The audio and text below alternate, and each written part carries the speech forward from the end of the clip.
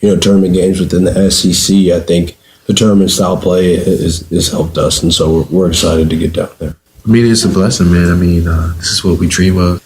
Everybody has dreamed of, and for the fact that we're all able to do this together as a collective group means a lot. And I'm excited personally just for Buzz reaching another tournament, which is huge. I'm very proud of him and very happy with all the work he's done. I'm thankful for him and how he's led us as a leader, and I'm excited for people like Z and Pharrell that haven't been able to go. So I'm excited to see what they're going to do as well.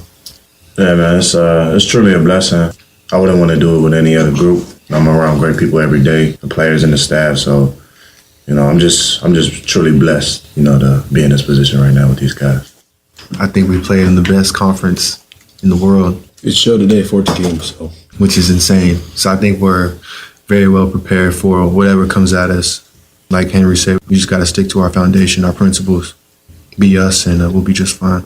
I think it just speaks to the magnitude of the SEC, but also the coaches and the players and the support staff that the SEC has, that it's just, taking it to another level. You look at almost across all sports, softball, track and field, baseball, football, basketball. It seems like they're almost the best in all of it. And so I think it just speaks to the SEC and what they've done over the last couple of years. More in their own words. After the Aggies arrived in Denver, they met the media. Here's Pharrell Payne, Henry Coleman III, and Wade Taylor IV. I'm excited. Like you said, me and Big Hen done this 3 times in a row. That doesn't happen often, but man, we're thankful to be here. We're gonna come out here and give it our all, knowing that the next game could be our last, but we're just excited to be here. We're gonna be where our feet are. First time being here, I'm really excited to be here. My part in this is just helping these guys get some wins. They're a really good team, well-coached, very poised team. Kind of like us, a very old team, have played a lot of basketball and are very experienced. And so I think that just speaks to when they play, they're not going to take a lot of bad shots. They're going to value each possession. So that just raises our awareness on the defensive end of how we have to be locked in the whole game and how we have to value each possession on our end too. I would say what makes them so good is kind of that mentality. They have a similar mentality to us, and our mentality going into the game is just being more physical than they are. Just being aggressive, continue to play high, play in the post, and the digs come, spread it out to my teammates. Experience for us will hopefully help us. We've been in games where we've been down. We've been in games where we've been up a lot. And so I think it's just a mindset of being right where our feet are. We know we have a really good team coming up. The whole team knows that. The staff knows that. So we just have to take it day by day. They have a really good team. They play well together. Like Henry said, they're really experienced. That's really impressed me. They play together. They're really experienced. They can really shoot it. Throughout the SEC, we played a number of teams who shoot the 3-ball at a high level. Missouri, Alabama, Auburn. So this is something that we've been tested on before. We've done well against it. So we're going to keep our game plans. We've learned from those, whether we won or we lost. We've learned from it. We're going to build on it, and we're going to continue to work on it so it comes to life tomorrow.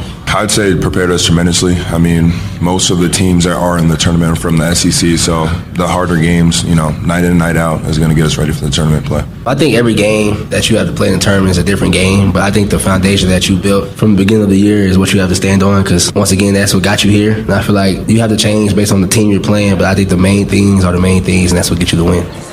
Wade Taylor IV with the final words in their own words. He, along with Manny Obaski, Henry Coleman III, Pharrell Payne, Zurich Phelps, the Aggies take on Yale. Right now, let's pause 10 seconds for station identification all along the Texas A&M Sports Network.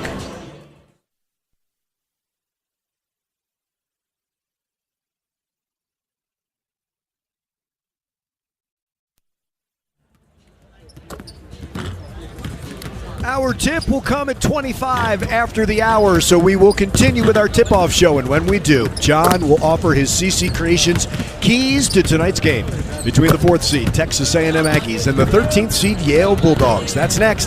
This is Aggie Basketball from Learfield. It's Ford Truck Month. From the city to the country and all across the Lone Star State, it's time to get a stampede of savings on a new Ford truck. Like Ford F-Series, America's best-selling trucks 48 years straight. Save big across our full line of the most capable and trusted Ford trucks, including Ford Ranger and Maverick. The stampede is running, so hurry in to Truck Month at your best in Texas Ford dealer. Based on 1977 to 2024 CY total sales.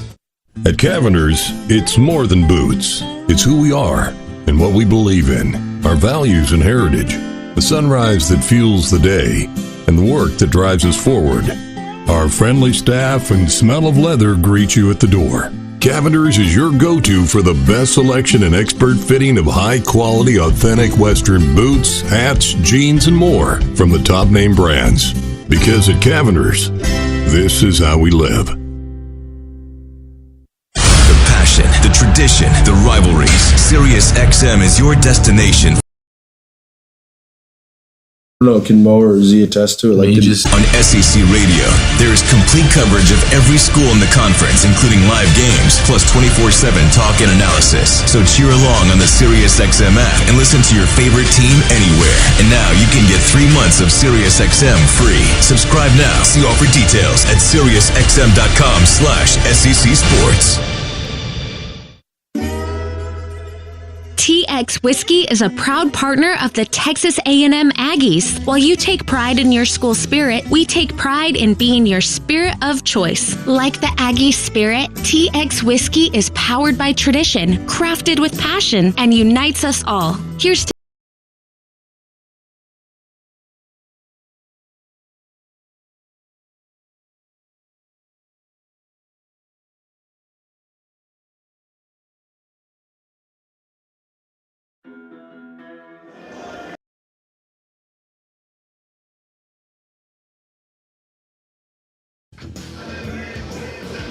We're getting ready to go. Texas A&M and Vanderbilt here from Nashville tonight. It's Will Johnson and Ryan Brauninger with you. The director of this broadcast back at our Learfield headquarters is Easton D'Amelia. So that's the three of us bringing you this one over the airwaves across the radio network. And right now, let's pause 10 seconds so our affiliates can identify themselves. You're listening to Aggie Baseball.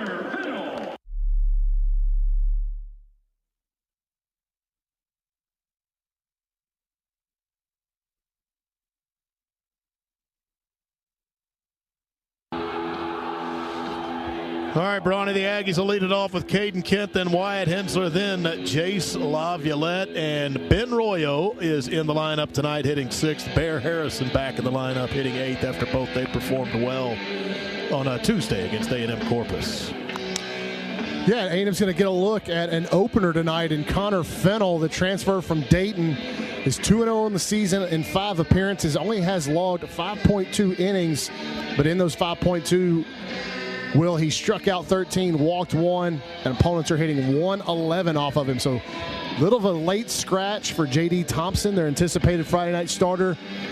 Tim Corbin announces late last night, after about the time A&M got done with practice, that they had made a change and they're going to feature this opener, Connor Fennell, who's been their closer.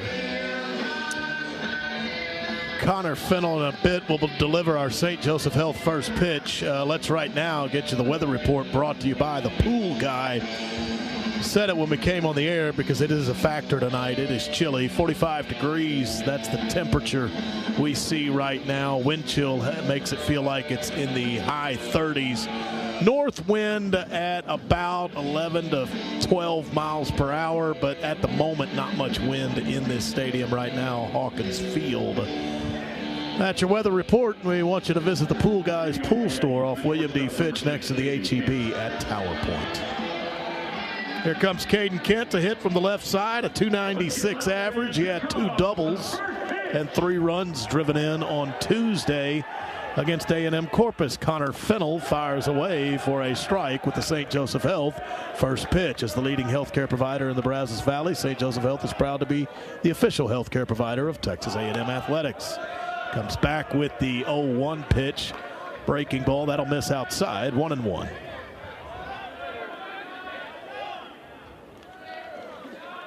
Here is the 1-1 to Caden Kent, showing bunt down the first base line. Unable to pick it up is the catcher, Colin Barzee. He kind of wanted to bare-handed it, but didn't pick it up off the bounce, tipped it away. No, he didn't tip it. Caden Kent is coming back to home plate. No, they're calling that foul. They said that as Barzee went by it, he did not touch it. But the reason why Kent is bunting, we haven't seen him try to bunt all year, is because Vandy, early in the count, has shifted 3 infielders to the left side. The only defender on the left side of the infield is the shortstop Vastine. So Kent trying to start the game with a gimme single, but couldn't get it down. I thought the ball veered past the foul line. I thought it was tipped by Barzee, but never touched by the Vanderbilt catcher. So it's a foul ball, and a 1-2 pitch is in for a strike. Calls strike 3 on Caden Kent, and the first Aggie to the plate goes down looking. The backdoor slider gets Kent there. Really good pitch by Fennell. And look how quick he's working. I mean, he is on the mound, ready to go as soon as the hitter looks up. He is into his motion. He's working very fast.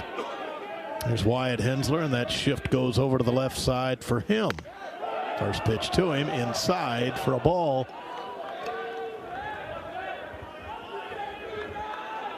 I mean, this guy's pitching like he's got a dinner reservation. Next offering, swinging, fouled back onto the net. 1-1 to Wyatt Hensler, who has a .329 average. He's belted 4 homers. He's driven in 12 runs. He has 11 total extra base hits this year, 7 doubles to go along with those 4 homers. And he's got a 1-1 count on him. After a pitch inside, then a foul ball back to the net. Here is that 1-1. Inside, and it hit him right on the thigh, on the front leg. Well, we talked about in the midweek, Wyatt gets on top of the plate. He is really on that chalk line closest to home plate. And so if you're going to stand there, you got to be willing to get hit by some fastballs. And he did right there, and that is not in a fun spot to get hit. Well, he'll run at first base. And for Wyatt Hensler, he started every game this year. And he's been on base in just about every one of them, all but 2. Here's Jace Laviolette, the Aggies center fielder, batting .268, the 5 homers, and he leads the team with 23 RBIs. It's a lot of shifting with this Vanderbilt defense. They go back to the right side with 3 infielders on the right side of second base from our vantage point against Jace Laviolette. And Fennell pumped the first pitch in there to Jace for a strike, so he's down in the count, 0-1. Short lead at first base for Wyatt Hensler being held on. Fennell from the stretch. The 0-1 pitch to Jace Laviolette. Swinging, and he tagged that deep to right field. And Jace Laviolette has left the yard. He hit it over the stands out there in right field. He hit it out of the ballpark. And he has now tied the Texas A&M record for career home runs. That is his 56th as an Aggie, and A&M leads 2-0. He gets a center cut heater, and if you're going to tie Dalen Holt in the all-time Texas A&M home run record books, you need to hit one like Dalen Holt would hit it. He absolutely powders this ball well beyond the stands in right field, nearly out there toward the street. That ball, that's Jace's best swing of the season, if you're asking me. I mean, it was no doubt about it off the bat, and it cleared everything out of here at Hawkins Field to get out of the ballpark. First pitch to Terrence Keel, a strike. We're talking to some of the Vanderbilt people. This ballpark will play a little bit bigger when it is cold. That didn't matter. I mean, you could have put the fence somewhere toward Broadway. Next pitch to Terrence Keel, a strike on a breaking ball. They do not shift TK. Here's the 0-2, and it's high for a ball. Well, he's tied the record, Jace Laviolette, so that is a Wells Fargo between the base paths moment. Wells Fargo, the official bank of Texas A&M Athletics, as Jace Laviolette trots around him with his 56th career home run. Now it's TK at the plate his freshman year with that .415 average. And Fennell, he stepped off the mound. Looks like he might have a pitch comm problem. Must be a ball. The home plate umpire just signaled to the press box that was going to be called a ball, even though he's having pitch comm problems. So it was 1-2 to TK. We believe we have a violation here. Showing 1-2 on the scoreboard, yeah. As Fennell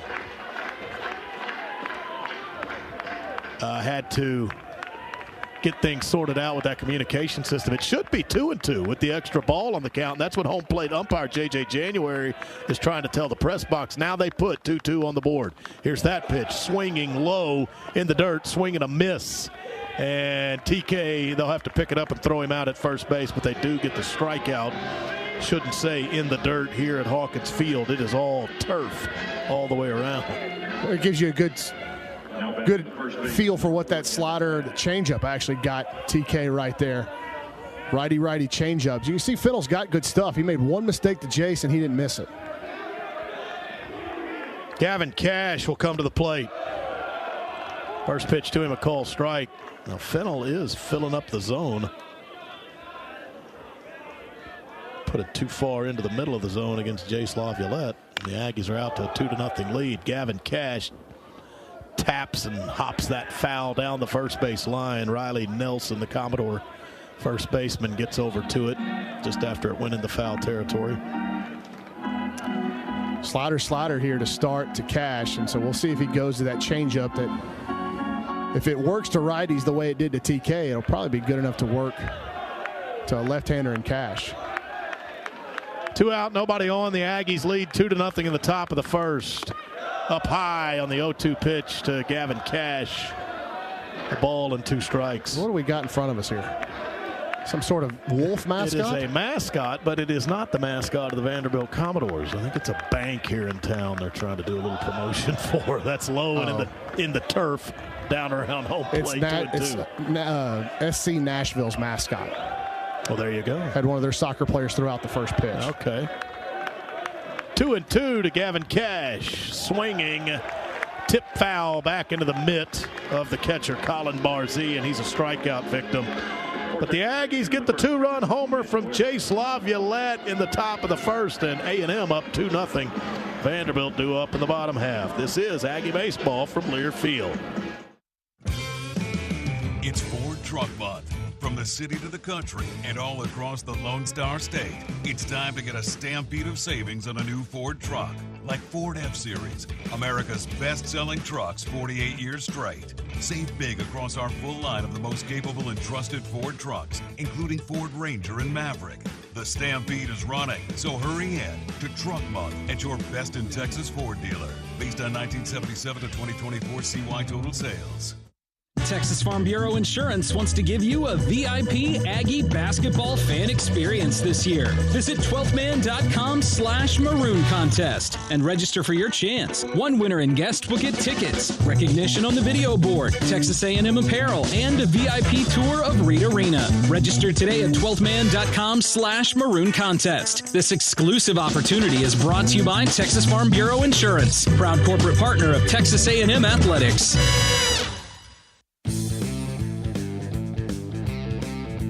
This is Hayden Schott. You're listening to Aggie Baseball on the Texas A&M Sports Network. We're going to the bottom of the first. It is the first true road game of the year for the Texas A&M Aggies. Played 3 neutral site contests down in Houston, but true road contest for the first time this season. And in the top of the first, got a 2-run homer from Jace Laviolette. A&M leads 2-0. Vanderbilt due up here at the bottom of the first. 27th all-time meeting between these two schools. A&M leads the series 16-10. All of it is from the Aggies' time in the SEC. A&M and Vanderbilt never did meet prior to the Aggies' arrival in this conference. Head coaches tonight, Mike Early in his first season at the helm of the A&M program.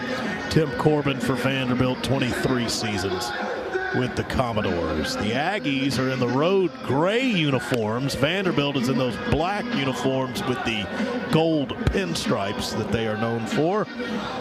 And Brawny, Ryan Prager, the ace, out there taking his warm-up tosses for the Aggies. Well, and you got to like, if you're going to go out there in your first true road start, it's the first time Prager's pitched as a visiting pitcher. You go back to his start at Dyken Park in Houston, the Aggies were home that day. So he'll take the mound with a lead, and you can't ask for much more than that. But you go back to that top of the first inning, Fennell gives up the home run to Jace Laviolette, but pretty sharp in the other hitters he faced. Ended up striking out the side. Yeah, he did strike out 3. Just threw too much of a strike to Jace Laviolette. Here's Jacob Humphrey to lead off the bottom of the first for the Vanderbilt Commodores. He shows bunt, pulls back, and the first pitch to him is a strike. The strike zone early appears a little wide. I would agree with you. Seen a few that looked a little tall that were right at the top of the zone, called strike. Now he's swinging on the 0-1, and this is way up in the air, right side into shallow right field. And Ben Royo, who starts at second base tonight for the Aggies, takes care of it. So it's a Jacob Humphrey pop out to start the night. Humphrey comes into this game hitting 400 even. Well, I know that's an easy play for everybody looking at in the stands, but your first start in a new ballpark, and what we've seen since, even last night at practice, the wind here kind of blows in different directions. You really don't get a true feel for what the ball is going to do. But it's a good job of hanging with it by Royo. Maybe drifted a little bit too much, but most important thing's the out. There's R.J. Austin. First pitch to him, a called strike. I'm telling you, this zone is a little pitcher friendly here early. So 0-1 to Austin. J.J. January behind the dish, leading that umpiring crew tonight. Here's that next offering, swinging, chopped, ground ball at Caden Kent. Fielded chest high, throw across, and he got him. 6-3 on the chopper. Caden Kent throws out R.J. Austin, 2 down. That's a good job of transferring by Caden Kent. Hard chopper. If you've got the game tuned in at all, Vanderbilt has it's all turf, but the red turf that's where dirt would normally be is much harder than the green turf where grass usually would be. So R.J. Austin chops that ball off the red turf, so it gets a high hop, and that kid can really run. Nice job transferring, make a strong throw by Kent. Here's Brody Johnston, first pitch to him in this left on right matchup. Swing and a miss. May have fouled it back into the mid of Bear Harrison. In any case, it's 0-1. A&M defense, Erickson in left, Laviolette in center, Keel in right, Hensler at third, Ken at short, Royo at second, Cash at first, and Harrison behind the plate. That will miss. It's 1-1 to Brody Johnston. It's the first ball of the inning for Prager. Big averages at the top of this Vanderbilt lineup coming into tonight. Brody Johnston, one of them at 354. Here's the 1-1. Swing and a miss, strike 2. They go Humphrey at 400, Austin at 341. Again, these are averages coming into tonight. Humphrey and Austin will drop now. Johnston hits 354. Nelson, who hits next, is 365. Then they really taper off through the rest of the lineup. Here's the 1-2. Out and away, a bit up. 2 balls, 2 strikes. Kind of a sparse crowd here, Hawkins Field in Nashville. What do you say, Will, about half full? Yeah, these Thursday games don't quite get what your Friday nights and Saturday afternoons get, and we move this one up a day. There are 2 series this weekend starting on Thursday, the Aggies and the Commodores, and as well as Tennessee and Alabama over in Tuscaloosa. All the rest of the conference matchups begin tomorrow. We haven't talked about. It's a very interesting outfield setup here at Vanderbilt, and true freshman Sam Erickson making what is his 3rd start of the year out there in front of that kind of wonky shaped wall. 2-2 pitch after a foul ball. This is flied into right field. Terrence Keel, that's where kind of the only sunlight is right now in right field, and Terrence Keel will easily take care of that. It's a 1-2-3, bottom of the first inning for Ryan Prager, and the Aggies lead 2-0 going to the second. We'll talk about these dimensions here at Hawkins Field when we come back. This is Aggie Baseball from Lear Field. The Warehouse at CC Creations, a preferred partner of Texas A&M Athletics, is the Guinness World Record holder for the largest collegiate retail store in the world. With 28,750 square feet, the Warehouse offers thousands of products for every Aggie and every Aggie occasion. T-shirts, caps, drinkware, polos, crew necks, gifts, tailgating, graduation. It's a shopping experience like no other in the world. An Aggie tradition and your game day headquarters. Stop by the Warehouse or visit us online at thewarehouse@cc.com. It's Ford Truck Month. From the city to the country and all across the Lone Star State, it's time to get a stampede of savings on a new Ford truck. Like Ford F-Series, America's best-selling trucks 48 years straight. Save big across our full line of the most capable and trusted Ford trucks, including Ford Ranger and Maverick. The stampede is running, so hurry in to Truck Month at your best in Texas Ford dealer. Based on 1977 to 2024 CY total sales. This is Miles Patton. You're listening to Aggie Baseball on the Texas A&M Sports Network. Welcome back to Hawkins Field. Will Johnson, Ryan Broninger with you. Ben Royo is going to lead off the top of the second inning for the Aggies. A&M leading this one 2-0 after the Jace Laviolette 2-run homer in the top of the first. Ben Royo making his first start as an Aggie tonight. He's a Corpus Christi Veterans product. 2 seasons at Rice before coming to A&M in 2023. He hit 13 homers. He was Conference USA All-Freshman Team selection. And Tuesday, he was quality at the plate, and he made some big-time defensive plays as well. And he is our Slovakic Sausage player profile. Slovakic Sausage, tastefully Texan since 1957, and the official sausage of Texas A&M Athletics. First pitch to Ben Royo. That's a called strike, and it's 0-1. You touched on it in the last frame, Bronny. Interesting dimensions here at Hawkins Field in Nashville. Here's the 0-1. That's outside for a ball, 1-1. You go 310 down the left field line, and that's the monster wall, which is 35 feet high. And it's not just a monster wall, but it curves out away from home plate as you go toward left center. That's a called strike, 1-2. So it's an odd configuration. Even it's not just a monster wall. It's got different dimensions to it. It's 310 at its closest point. It's probably somewhere around 330 at its furthest point away because of that curvature. Here's the 1-2 to Ben Royo. That's low for a ball, 2-2. And then the fence shortens at 375 in left center, 400 in straightaway center, 375 in the other gap, right center. And then it's 335 down the right field line. That's outside for a ball, 3-2. So short in left field at 310 to the pole, but a curved monster wall at 35 feet high out there. And anybody who's laid eyes on this place is certainly aware of it. It's an interesting field. 3-2 pitch, call strike 3, got him looking. Well, it's taken with 2 strikes tonight is going to be kind of a roll of the dice. It's proven to be a big zone early. Royo didn't like that strike call. I actually don't think that one was as bad as some of the other ones, but this home plate guy is, maybe he's the one that's got a dinner reservation. Here's Hayden's shot. First pitch to him, a call strike. And after that first pitch, the shift is on to Hayden. 3 infielders go over to the right side. The 0-1, that's in the turf behind home plate, 1-1. Well, I told you off the jump, Fennell came in with 16 strikeouts, only 1 walk, and 5.2 innings pitched. That's going to go up. I mean, he struck out 4. He's up to 17 strikeouts and 1 walk. Swing and a miss.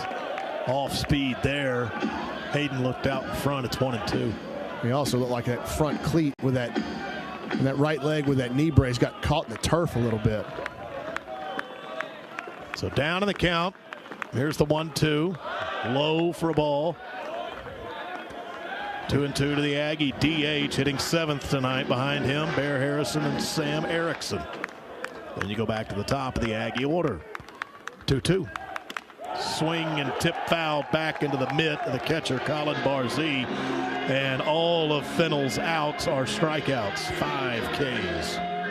Yeah, I mean, it's kind of living up to the numbers here early on, and the fastball only at 88, but it's a low release point, so it's got a good ride and run to it. If you're a hitter, it looks like it's almost trying to hit a rise ball, but then he goes with that big sweeper off of it and has shown a good changeup. Here's Bear Harrison, first pitch to him, a call strike. Bear on Tuesday didn't just hit his first home run as an Aggie, he hit his first 2 home runs in a maroon and white uniform. Left the yard twice against Corpus in A&M's 17-7 run-ruled win. That next pitch is a ball, 1-1. And he gets to start tonight against a right-hander where we've typically been seeing Coach Early play the opposite, right? If it's a right-handed pitcher, he'll start Jacob Galloway, but Bear coming off those 2 homers, a little confidence. Swing and a miss on a 1-1 pitch at 75 miles per hour. Took something off of that.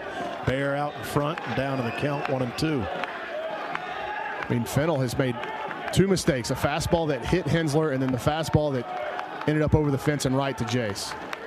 1-2 pitch, high and out. But everything else, I mean, he is working quick, and it is all over the strike zone with a 3-pitch mix.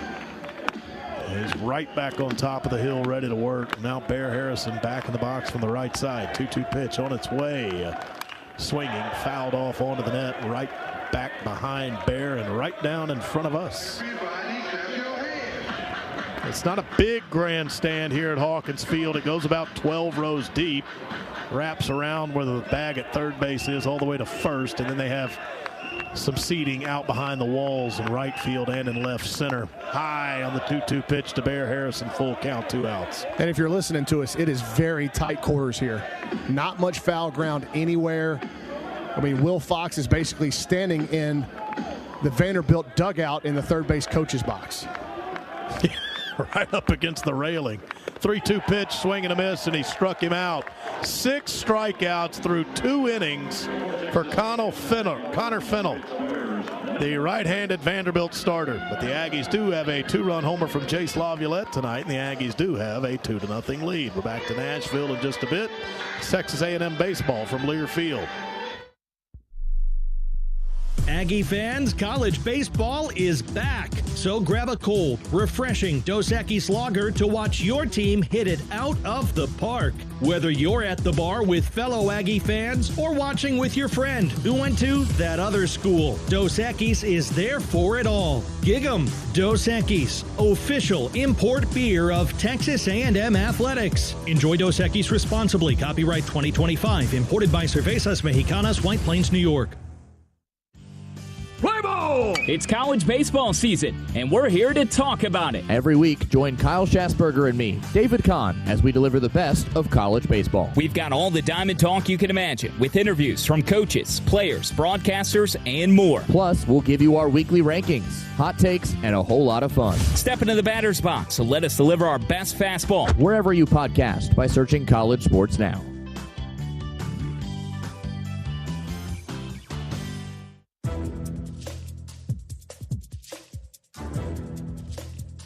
This copyrighted broadcast is an exclusive presentation of Learfield under the broadcasting rights granted by Texas A&M University. Reuse of this presentation is prohibited without the expressed written consent of the university and Learfield. Announcers are provided by Learfield and approved by the university.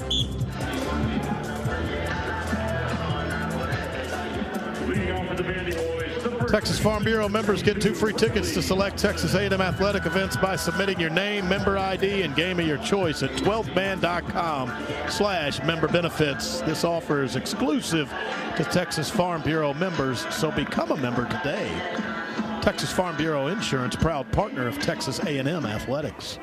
The Aggies lead 2-0. We go to the bottom of the second inning. Riley Nelson leads off against Ryan Prager. Left on left matchup here. Nelson hitting .365. First pitch to him. Misses up high for a ball, 1-0. Well, Tuesday night, how long did it take us to get through the bottom of the second inning? About an hour, right? We're right in an hour range. What, 20-something minutes to go through an inning and a half here tonight? That's low and away on a breaking ball. 2 balls, no strikes to Riley Nelson. Ryan Prager worked cleanly through the top of the first, retiring the Commodores in order, 1-2-3. Nelson taps the plate from the left side, looks out at Prager. And Ryan goes back to work with the 2-0. That missed. 3 balls, no strikes. Well, I thought one of those would have been called. And where did that high zone go? Caden Kent at shortstop moves over to the other side of second base. That one was nowhere close, up and in. And it's a 4-pitch walk to Riley Nelson. Yeah, again, it's, Ryan Prager, he talked about it in his last start against Alabama. It wasn't the homers that he gave up. It was the walks ahead of the homers. And so you're pitching with a lead, and last thing you want to do is put a leadoff man on base. So we'll see what Vanderbilt wants to do here with Barzy at the dish and leadoff man on. Tim Corbin, well known in his tenure to play small ball with leadoff men on base. Vanderbilt runs too. They have 40 stolen bases this year. That's 3rd in the SEC. First pitch to the catcher, Colin Barzy, is over for a strike. So Ryan Prager finds the zone again. He has Barzy down in the count. 0-1. Colin Barzy, the sophomore, a .253 average. Ryan from the stretch makes a throw over to first base. Well, you mentioned the stolen base numbers for Vanderbilt. The top two guys in their order, Jacob Humphrey and R.J. Austin, are a combined 22 of 25 on the season. So a lot of that running is coming from those two guys. The 0-1, we still await it. It's on its way now. Swinging fly ball right field. Terrence Keel waiting on it. And he makes the catch, and there's one out. Colin Barzee, a fly to right. It's a nice bounce back by Prager. Miss with 4 in a row, you get right back in the strike zone, reset yourself, get early count contact for an out. Now you're a ground ball away from potentially getting out of this inning.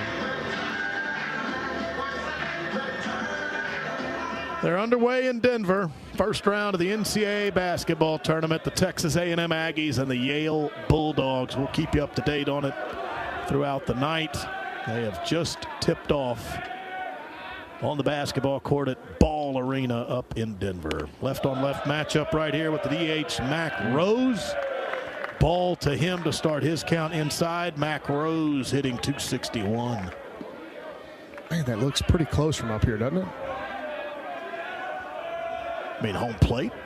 No, that pitch. The vantage point is what I'm thrilled with. We broadcast from up high at Bluebell Park.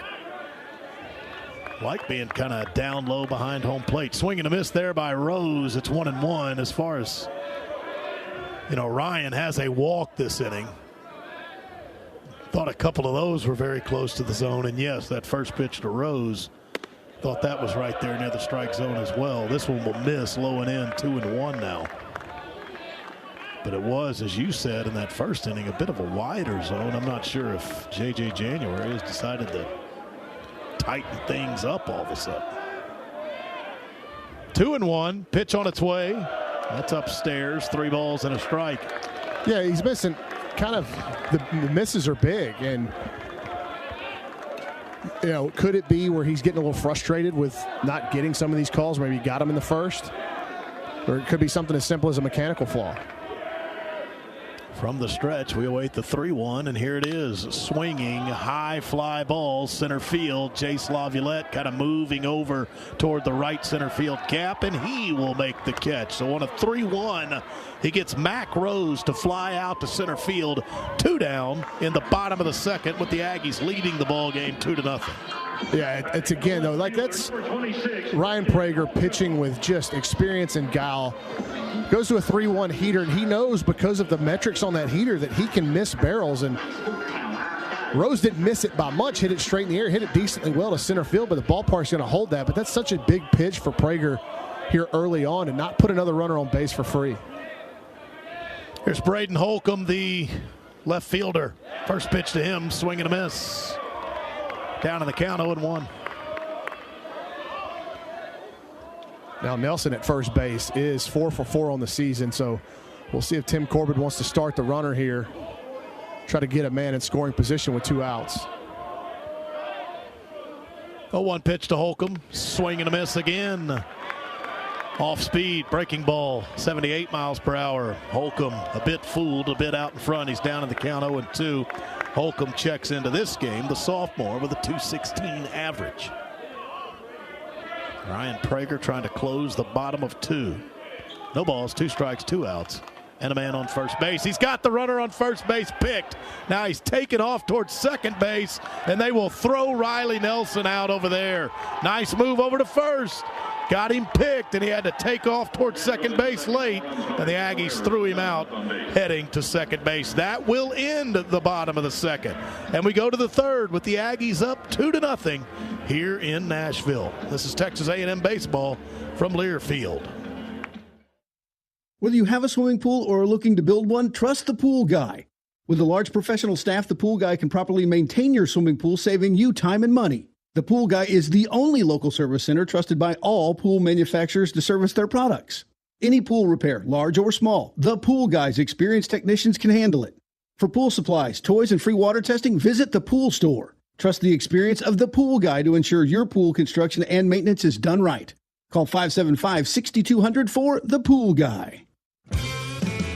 It's Ford Truck Month From the city to the country and all across the Lone Star State, it's time to get a stampede of savings on a new Ford truck. Like Ford F-Series, America's best-selling trucks 48 years straight. Save big across our full line of the most capable and trusted Ford trucks, including Ford Ranger and Maverick. The stampede is running, so hurry in to Truck Month at your best in Texas Ford dealer. Based on 1977 to 2024 CY total sales. This is 4. You're listening to Aggie Baseball on the Texas A&M Sports Network. Well, you may know 4 as Wade Taylor. And he has 4 early points out there in Denver right now. They've just started off, and the Aggies lead Yale 9-5. Wade Taylor earlier this year broke the career points record for Aggie men's basketball. Tonight here in Nashville, Jace Laviolette has tied the career home runs record for A&M baseball. Hit a 2-run homer in the top of the first. It's 56 for Jace in his career. The 12th Man Foundation is the official fundraising organization and ticket provider of Texas A&M Athletics. Support a 75-year legacy and help share the future of Aggie athletics by donating today at 12manfoundation.com. Sam Erickson leads off, top of 3. Then you go to the top of the Aggie order. It's 9, 1, and 2 due up this frame. Erickson, Kent, and Hensler. First pitch to Sam was a strike. Here's the 0-1. That's a call strike as well. Connor Fennell, the right-hander for Vanderbilt, on the mound.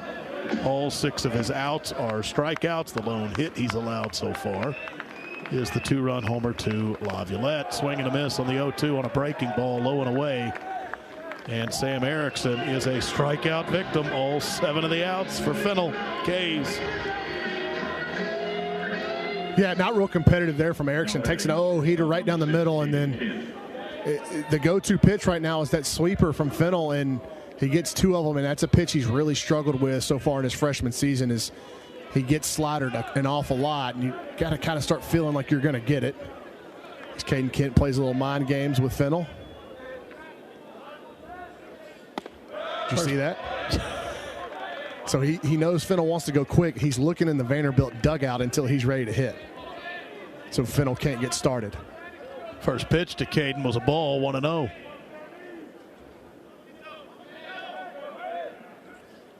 Swing and a miss on the next pitch, 1-1. Caden has reached in 11 games in a row coming into tonight. He was a strikeout looking back in the top of the first. 1-1. Here's the pitch. Low. Off the turf behind home plate. 2-1. This kid's got good stuff. And I know the velo on the scoreboard isn't going to blow you away, but you can tell by the way the Aggie hitters are having takes and swings that this ball's going all over the place. Fouled straight back to the net on the 2-1 pitch. Count is even for the Aggies shortstop Caden Kent.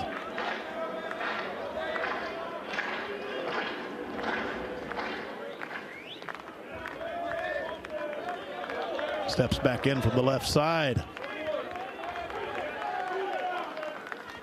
2-2 pitch just missed outside, full count. Well, if he'd have called that one, I think Coach Early might have got a run out of here. That ball's in the other batter's box. It's where the catcher slid to, and he hit a spot. And with the way the zone's been, I don't mind you trying out there. Here's the full count pitch to Caden Kent, swinging, fouled away, opposite field, over toward the football stadium. That's one of the niches of this place. This is a very different setup. If you're a fan of SEC baseball, when you come to Vanderbilt, Nashville, you're going to get something very different than everywhere else. Football stadium is right on top of us down the third base line, and I mean right on top of us. 3-2 pitch again, swinging, ground ball, shifted over to the right side as Vanderbilt. Caden hit it into that shift, and it was Brody Johnston, the third baseman, who moved all the way over to the right side of second base, who fielded that and threw out Caden Kent. So 2 down in the top of the third. Aggies leading the ball game 2-0. Well, much like we talked about with Ryan Prager, Fennell making big 3-ball pitches, not putting guys on first base. Here's Wyatt Hensler. First pitch to him, a ball. He was hit by a pitch back at the top of the first. He was aboard when Jace Laviolette launched that home run. Here's the 1-0. Swinging, that is blistered, and it bounced off the third baseman, Brody Johnston, and caromed into left field. I mean laced, and on one hop, Brody Johnston really had no shot at it. Bounced off of him, went into the outfield. It's a single for Wyatt Hensler. And Wyatt, he has started every game this year. There's only been 3 of them in which he failed to get a hit. And now he's 1 for 1 tonight, and he's been on base both times he's come to the plate. And Jace Laviolette, Lord Tubbington, steps in from the left side. First pitch to him, swinging, and that is drilled down the line in right field. That is off the wall. Extra bases for Jace Laviolette, and they're holding Wyatt Hensler up at third. It's a ground rule double. That went out of the yard off the bounce, yeah. Good Got start. over the wall off the bounce, so it's second and third for the Aggies with 2 outs. So you go back to Tuesday night against A&M Corpus Christi. Jace is now 6 for his last 8. And slowly but surely, that batting average that folks like to talk about starting to creep up. But the swings tonight have both been really good. Balls struck really well on the barrel. And the Aggies set up again with a chance of another 2-out hit to cash in. Here's Terrence Keel. First pitch to him, right on right matchup, swing and a miss. TK struck out swinging earlier. He has reached base in 11 games in a row coming up here to Nashville. 0-1 pitch. Swinging, center field.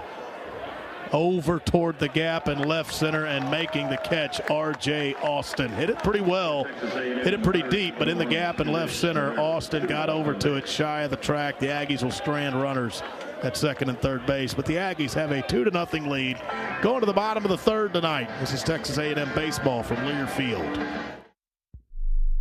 Howdy, Ags. This is Bob McLaren with 44 Farms in Cameron, Texas. Like you, we love being a part of something greater than ourselves. That's why we're all Aggies. We also like bringing people together around the table to celebrate the hard work, grit, and all that it means to be a fighting Texas Aggie on the field, on the court, in the classroom, and beyond. So whether singing Hullabaloo or yelling Farmers Fight, Ags, let's gather, grill, and celebrate. 44 Farms, the official beef of Texas A&M athletics. Howdy, Ags. This is Ryan Prager, proud member of your Fightin' Texas Aggie baseball team. For 75 years, the 12th Man Foundation has funded Texas A&M athletics, empowering generations of student athletes like me to pursue our dreams at the best school in the world. Thanks to the generosity of our dedicated donors and season ticket holders, I have access to world-class facilities, exceptional resources, and incredible opportunities that help me succeed both on and off the field. And we're just getting started. Visit 12thmanfoundation.com and donate today to help shape the future of Aggie athletics. Thanks, and gig 'em.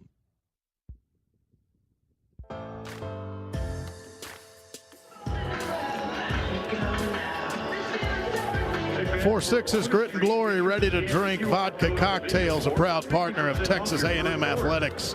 Shop now at 46'sgritandglory.com. Aggies lead 2-0 going to the bottom of the third inning, and we were talking about it a little bit at the break, Brawny. Jace Laviolette in that last inning, he ripped a double down the right field line. It was with 2 outs. It was with Wyatt Hensler at first base. So going on contact with 2 outs, I wonder if that ball bouncing over the fence and becoming a ground rule double could have been costly for the Aggies. A shot at getting another run there. Don't know how things would have worked out at home plate. But you never know, and it's been an interesting decision at third base for Will Fox because, you know, with Terrence Keel the second coming up, a guy gets a lot of hits. You don't want to leave him standing in the on-deck circle, but you're right. It could have very well stole a run from the Aggies there. Braden Holcomb is the hitter to start the bottom of the third, and that's outside on the first pitch to him. 1-0. 7, 8, and 9 due up for the Commodores in the bottom of the third. Ryan Prager has faced the minimum his first 2 innings of work. He did walk a man back in the last inning, but erased him with a pickoff. That's fouled off onto the net above the Aggie dugout. A&M this weekend occupying the first base dugout at Hawkins Field. 1-1 to Braden Holcomb, the left fielder. He was aboard when Prager picked off Riley Nelson, so he's back at the plate here. 1-1, swinging, opposite field, line drive into right field. That's a base hit for Braden Holcomb. Leadoff single for Vanderbilt in the bottom of the third. Very nice piece of hitting by Holcomb, a guy that's kind of made a name for himself as a big burly power hitter. Stays on a pitch down and away, shoots it over Royo's head for a clean single. Very nice piece of hitting by the Vanderbilt DH. Excuse me, not DH, left fielder. So with one on, the shortstop, Jonathan Vastine, steps to the plate from the left side, hitting .234. And Ryan Prager, the first pitch to him, just missed the outside corner. Another one that we will call close. Prager the 1-0 from the stretch. Here it is. High and inside. No, that's called strike. Vastine was just a little bit leaning out of the way of it. I thought it was high and inside, but it's a called strike. It's 1-1. That makes it tough to hit when you just don't know what's going to happen behind you. Ryan Prager, the leg kick and the delivery. That's a breaking ball, and that's over for a strike in the zone. Vastine took it. He's down to the count 1-2. There's some big outs at the bottom of the Vanderbilt order if you can get them. You don't want to be facing Humphrey and Austin with men on base. Vastine hitting 8th, Mancini hitting 9th behind him. Here is the 1-2 on its way, chop foul, and then turns into a trickle over toward the A&M dugout.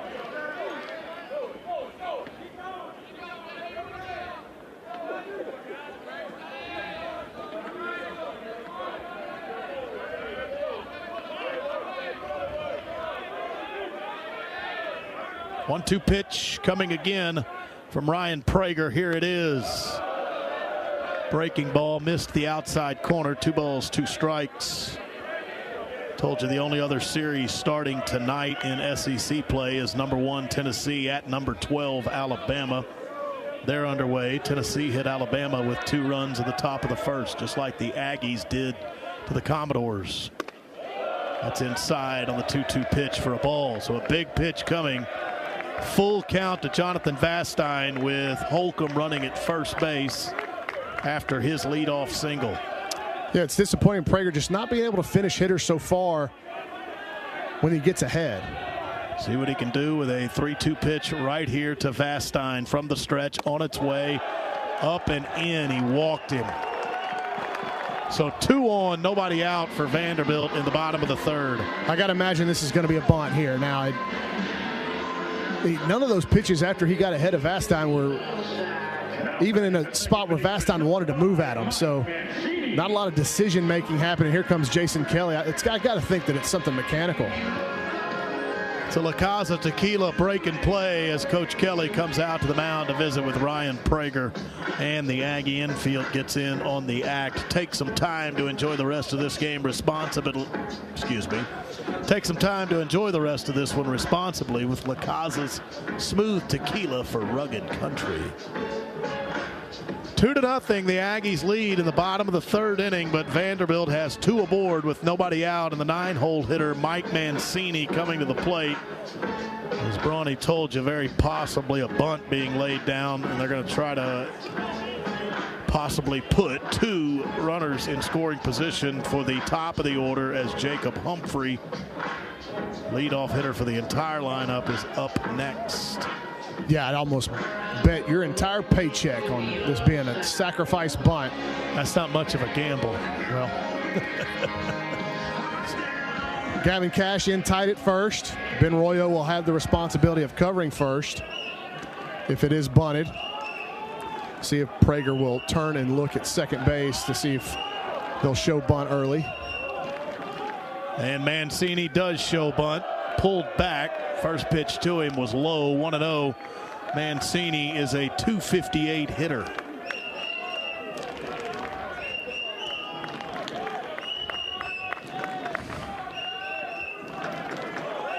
One ball, no strikes. Ryan Prager from the stretch. Pitch on its way. Bunt laid down, third base side, placed perfectly. Wyatt Hensler goes to first. Only play he can get. Sacrifice is successful by Mancini. Holcomb goes to third. Vastine to second. Good baseball by Vandy. Very well executed. Runner at first and second, no out. Trying to bunt the guys up. You want to bunt it at the third baseman. I was often call it's a bunt at the conflict defender. He can't vacate his position too early because that runner from second would then steal third. So very nicely done. That's what Vanderbilt does. It's in Tim Corbin's tenure here. They are very, very sound fundamentally. Here's Jacob Humphrey. First pitch to him. Missed low for a ball. It's 1-0. Humphrey popped up to shallow right field into the glove of Ben Royo, the Aggies' second baseman, to start his night. Aggies lead 2-0, bottom of the third, but Vanderbilt threatening. 1-0 pitch with one out on its way. Swinging, and that is hit deep to left center field, and that ball is gone. 3-run homer, Jacob Humphrey, and Vanderbilt now on top, 3-2. Well, a little bit A&M architect of their own demise there with the walk to the 8-hole and then sack bunt, and if you hit it over the fence, it really doesn't matter about the sack bunt. So the Prager just, it's been kind of his bugaboo in these last two starts. It's not the homers, it's the walks ahead of the homers that put him in tight spots. Ball just did creep out of there. Sam Erickson gave it a good look.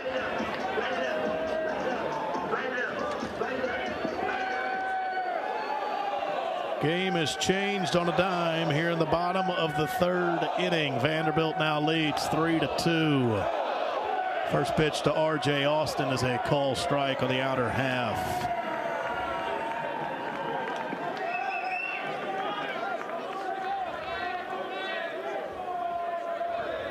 Ryan with the bases empty now, going back to the windup. Check swing by Austin. First base umpire Scott Kennedy, they appealed to him. He said he didn't go around. The count is 1-1. Well, we talked about it when the inning started. You really don't want to be putting those bottom of the order guys on base that are hitting sub 250, just about all of them, to face Humphrey and Austin, who are clearly the best two in the Vanderbilt order. Austin skies this to right center field lazily, and Jace LaViolette runs over and will make the catch on the jog. 2 outs. Now batting the third baseman, number 9, Brody Johnston. Brody Johnston will come to the plate. Yeah, these are the averages, the top 4 in the lineup. Those are the ones that have proven to be tough. I already told you Humphrey came in hitting 400. Austin came in hitting 341. Brody Johnston, this guy, came into the game hitting 354. He was a fly out earlier. And then it's Riley Nelson who hits 365. Then the averages drop off considerably, 5 through 9 in their lineup. But 2 of them were aboard when Humphrey hit that home run. Brody Johnston now, that last pitch was a ball, so was the first one. It's a 2-0 count to him. So 3-2 Vanderbilt in the bottom of the third inning. 2-0 pitch is a breaking ball called strike. 2-1.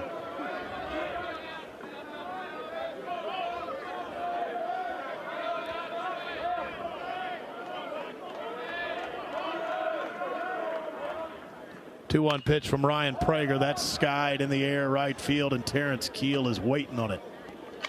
He'll make the catch.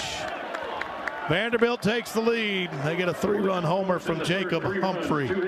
Commodores 3, Aggies 2. We're going to the middle innings. The 4th is up next. This is Texas A&M baseball from Lear Field. You probably only think about insurance when you need it, but at Higginbotham, we have local insurance specialists from coast to coast thinking about your risk and how to cover them year-round. We start with listening and end with a custom solution that fits your needs and budget. Whether it's for your home, car, family, business, or employees, Higginbotham protects what matters most to you. Higginbotham makes insurance policies personal.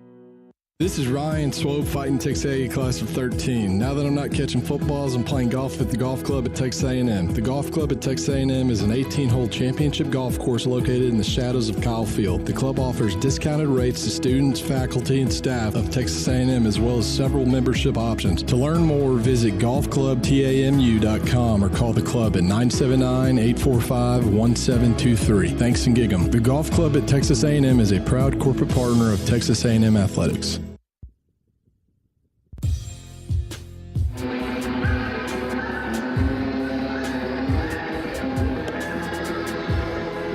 Vanderbilt now leads 3-2. They got a 3-run homer in the bottom of the third from Jacob Humphrey.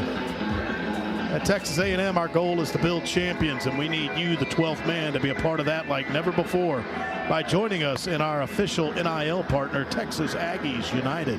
Join Texas Aggies United today at texasaggieunited.com and help build the best NIL program in the country. So A&M plays from behind now. Leading off the Aggies, the first baseman, number 4, Gavin Cash. Gavin Cash steps in to lead it off. Struck out swinging earlier. First time through the lineup tonight against Connor Fennell. 7 Aggies struck out. Cash here to right field.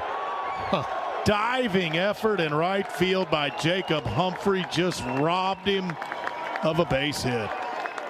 Gavin Cash, these last 2 games, can't catch a break. He had a home run robbed, a grand slam robbed on Tuesday, nearly had another grand slam Tuesday. That's right. Gavin Cash was about 6 inches away from 2 grand slams on Tuesday. Now he is just robbed of a base hit here. Diving catch in right field by Jacob Humphrey. Now batting the second baseman, number 10. Yeah, unfortunate for Cash. He peppered that ball, and Humphrey, after hitting a 3-run home run, riding high out there in right field, makes an outstanding play, because if he doesn't get to that ball, it's going to go by him and be for 2, maybe 3 bases for Cash. There's Ben Royo. Call strike on the outside corner to start his count. Yeah, Gavin Cash could have had 9 RBIs on Tuesday night. Instead, he had 3 sac flies for 3 RBIs. It's not a bad night, but what could have been. Obviously, you know about one of the home runs that was robbed on him by Christian Smith Johnson of Corpus. It fell into the bullpen in right field to go get it. 0-2 pitch to Ben Royo. Swing and a miss. He struck him out. Yeah, Royo got heaters that time and just couldn't catch up. The analytics on the fastball from Fennell are really, really good. Again, it's going to play way better than what the number on the radar gun says. You can see on the in-stadium replay we just got kind of the ride and carry it gets to these right-handed hitters. Hayden Schott, the hitter, swing and a miss on the first pitch to him.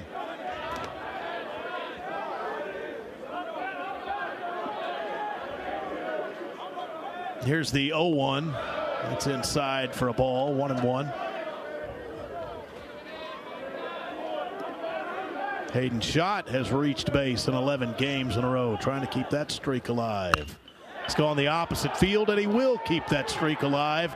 2 out, base hit the opposite way. Well struck single into left field.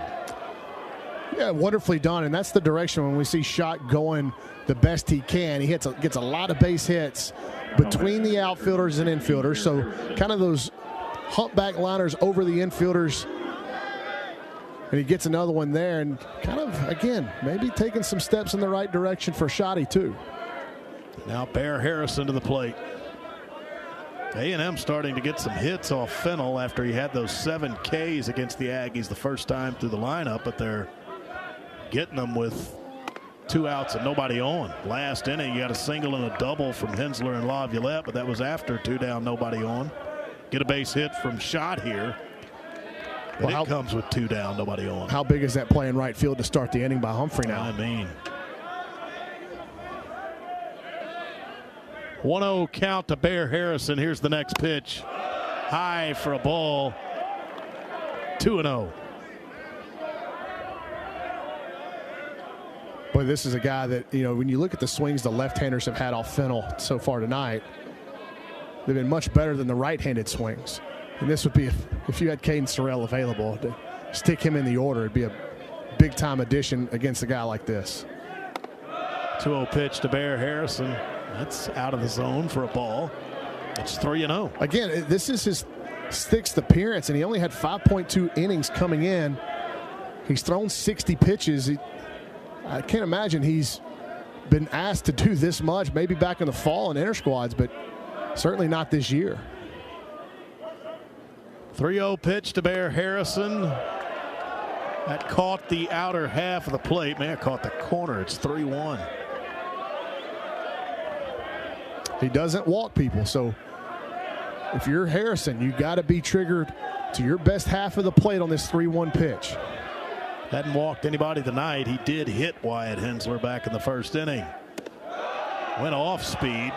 Breaking ball. That backed down to 71 miles per hour, and it missed the zone low.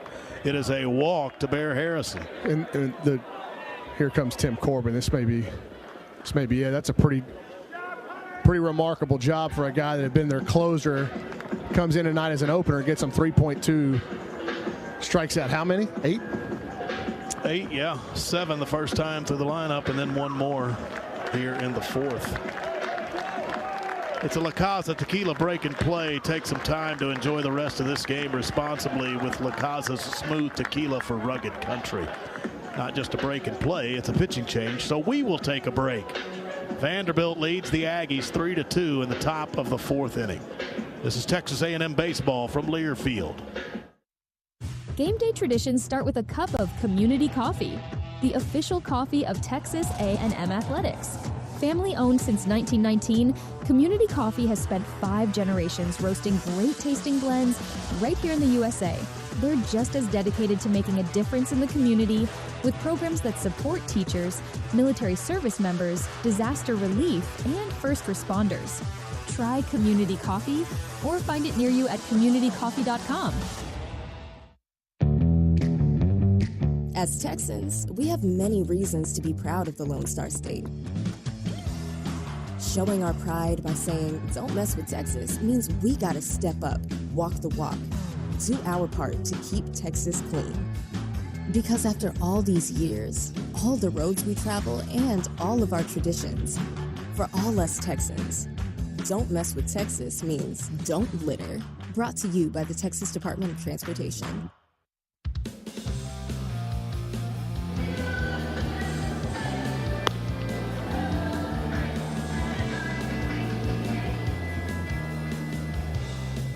So Vanderbilt will get 3 2/3 from their starter, Connor Fennell. And they'll go to the bullpen. This is Alex Kranzler, and he's got some really good numbers. 7th appearance. All of them are in relief. He has 2 saves and a 1.42 ERA. In 12 2/3 innings, he's got a whip well below 1 because he has allowed 8 hits and walked only 1. He has struck out 10. Opponent's batting average against him just 174. So Vanderbilt, because of the late scratch to their typical starter on Friday night, is going to throw their 2 best bullpen arms to start in this opener against the Aggies. Cranger's got big stuff. I mean, you watch the slider and warm-ups and hard horizontal action. Fastball's got some good ride to it. Typical Vanderbilt roster. No matter what they look like offensively, they got big arms that can pitch it. 3-2 Vanderbilt leads, top of the 4th. 2 outs, 2 on for the Aggies, and Sam Erickson, the first man to face Alex Kranzler. And the first pitch to him, a called strike. It's 0-1. Sam making his 3rd start of his freshman year. A right-on-right matchup. Here's the 0-1. It missed. It was blocked. Threw it into the turf.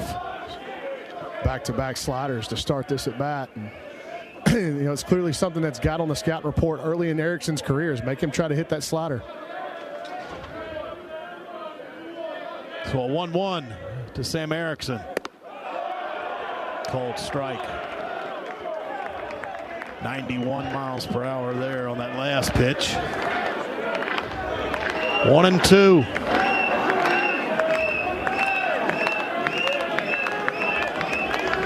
Kranzler collects himself, stands tall on the hill. Here's the 1-2 pitch. It's low and away at 90 miles per hour. 2 balls, 2 strikes. Be willing to bet this is the slider coming right here. He had 25 points in Yale's Ivy tournament win over Cornell, including 23 second-half points.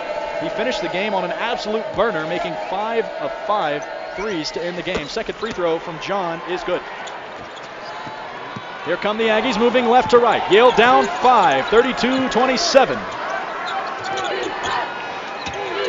Here's Zurich Phelps on the right side, met by Braithwaite. Anderson Garcia with it up top. He can shoot. He's pressed by Seliskar. Wade Taylor for 3. No good off the iron, and it's rebounded by Pharrell Payne. He goes right back and up and in for 2. You gotta watch the offensive rebounds from the Aggies. They're the #1 offensive rebounding team in the country, and they're showing it here in Denver.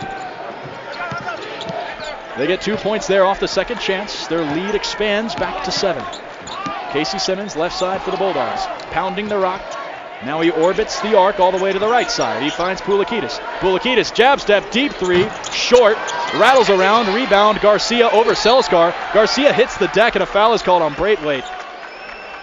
Don't love to see that foul about 85 feet away from the basket on Jordan Braithwaite. And that's foul number 8 on the Bulldogs, so it'll be 1-and-1 free throws for Anderson Garcia. He's a 73%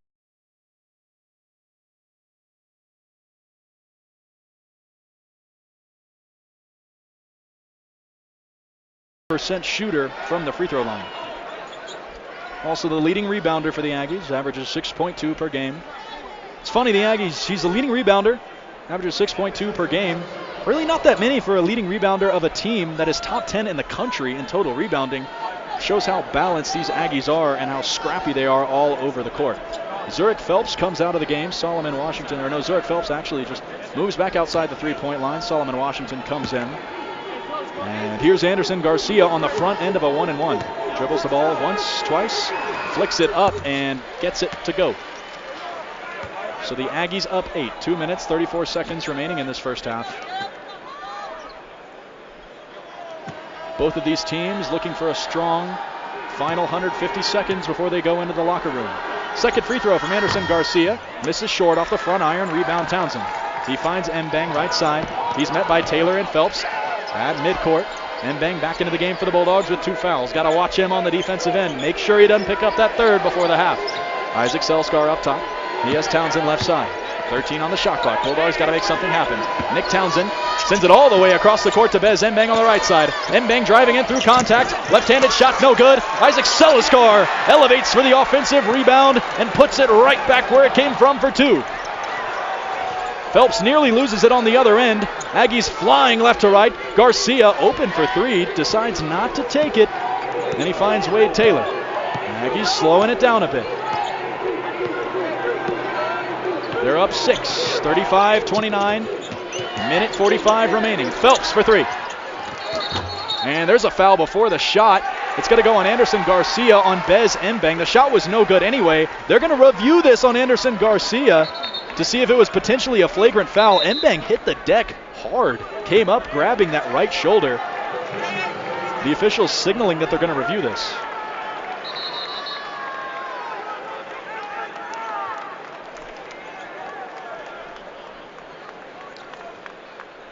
So 2 officials headed to the monitor. Last year, rebounding foul is under review. Yeah, the rebounding foul is under review, they say. Last year we saw Chad Baker-Mazzara from the Auburn Tigers. He was ejected at about the first 5 minutes of the game. He spiked his elbow into the chest of August Mahoney. Not seeing a replay here of what exactly happened between Garcia and Mbang. It was on the near side here. You could see Mbang hit the deck hard on his left shoulder. So you can get a flagrant foul for a play that just isn't considered a basketball play. It doesn't need to be especially harsh. if it just didn't have anything to do with what was actually going on. So the Aggies are up 6, 35-29. Coach Buzz Williams has his team up 2 possessions over Coach James Jones's Bulldogs. So the officials go to the monitor. They're signaling 2 with their hands. Not sure what that means. So looking at this replay here, it looked like Garcia might have extended his forearm into Mbang. No, it looks like this foul actually might go on Solomon Washington. It looked like it was Garcia because Garcia was standing over Bez Mbang right after Mbang hit the deck. The rebounding foul on the floor has been upgraded to a flagrant 1 foul. Yale will get 2 shots on the ball. Okay, so it's a flagrant 1 foul. I believe that would be charged to Solomon Washington. Really dug that shoulder into Mbang. Crucially, it's not a flagrant 2, so Solomon Washington will stay in the game, unlike Chad Baker-Mazara in 2024 against the Bulldogs. But it will be Bez Mbang shooting 2 free throws for Yale, and Yale will retain possession as well. So about as free as free throws can get. Bez Mbang, first free throw. Just rattles out. He's a 71% shooter. He's Bez Mbang, the Prince of Potomac, Maryland. Second free throw from Bez. Misses both. So Bez Mbang absorbs the flagrant foul but can't get any of the free throws to go. So the net affected the review is basically zilch. So here's the Bulldogs moving right to left. It's Poulikitis, Mbang, Townsend, Simmons, and Selskar on the floor. Starting 5 for Yale. Minus Alaton plus Selskar. Poulikitis left side, they break the pressure. Mbang guarded by Wade Taylor IV, leading scorer in program history for the Aggies. Selskar up top, sends it to Mbang left side. Bez Mbang looks for Townsend. He's pressed tightly. Townsend backing him down, finds Mbang on the outside. Bez Mbang 7 on the shot clock. Got to make something happen. Bez Mbang inside, outside, drives in on Garcia, puts it up, misses the shot, and it's Garcia who wrestles down the rebound. Here comes Wade Taylor IV flying the other way for the Aggies. He lobs it up for Payne, and there's a foul on the floor. Foul should go on the floor. Not sure who that foul was called on. Looked like it might have been on Simmons, his first.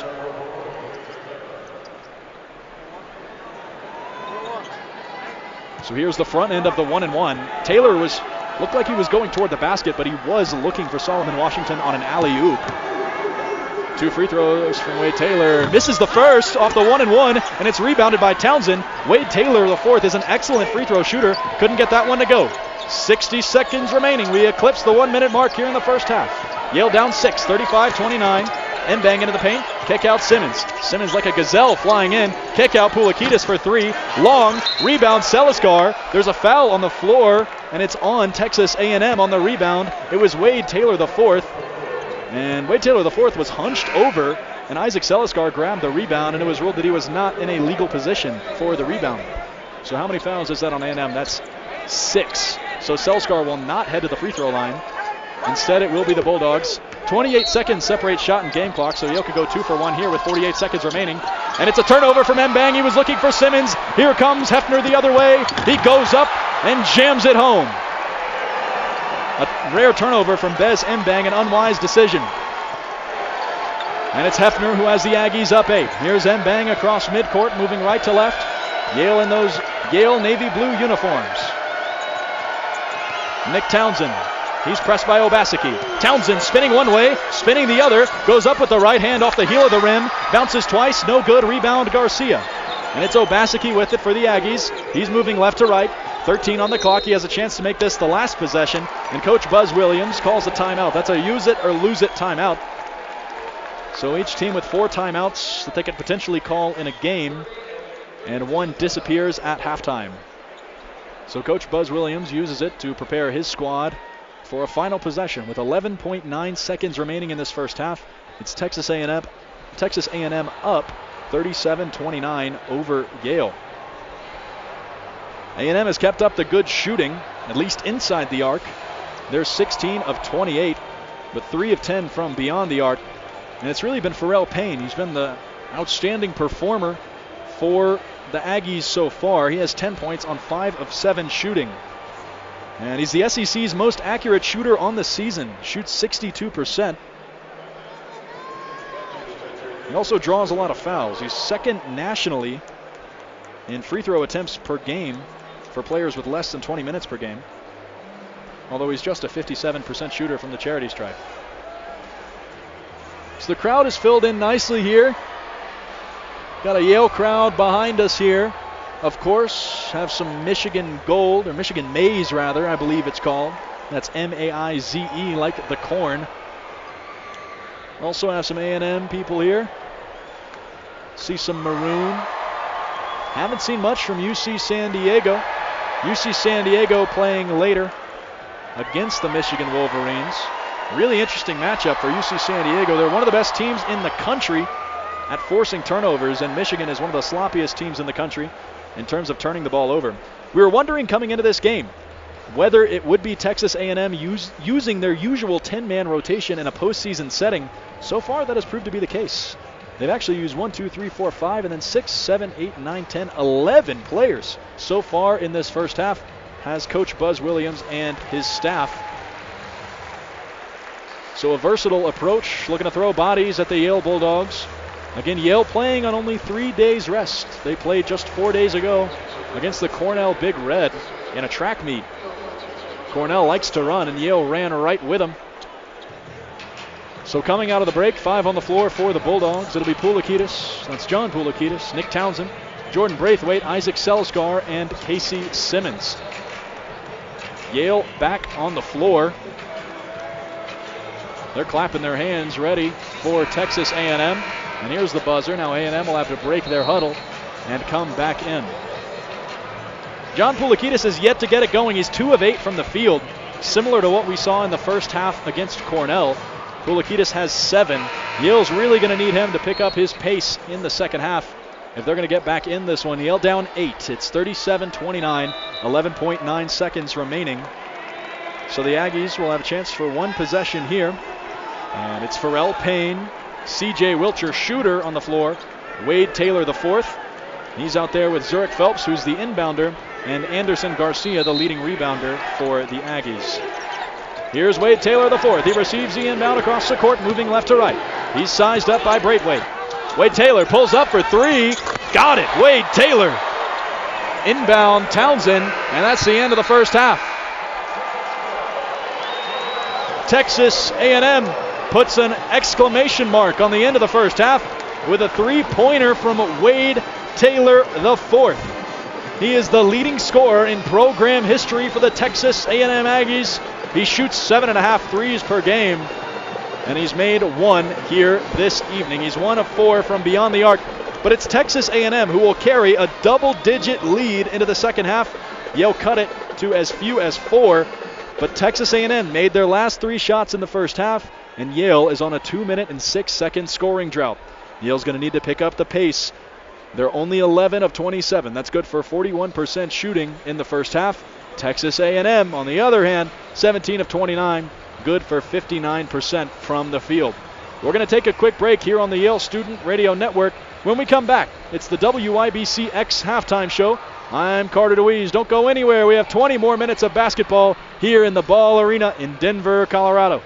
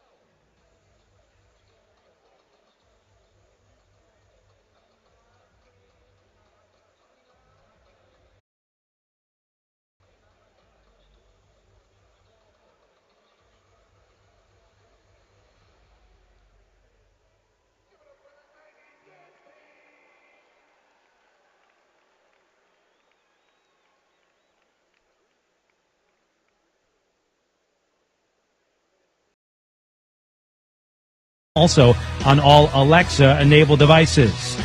12-seed McNeese. Head coach Will Wade's not going to NC State yet. The Cowboys pull off the upset over Clemson 69-67. First tournament win ever. Cowboys will face Purdue on Saturday. The Boilermakers beat High Point 75-63. BYU's first tournament win in 13 years. The Cougars, the 6th seed, moving on in the East over VCU 80-71. Next up, Wisconsin. The Badgers, the 3 seed over Montana 85-66. They had 5 in double figures. Gonzaga, 16 consecutive wins in the round of 64.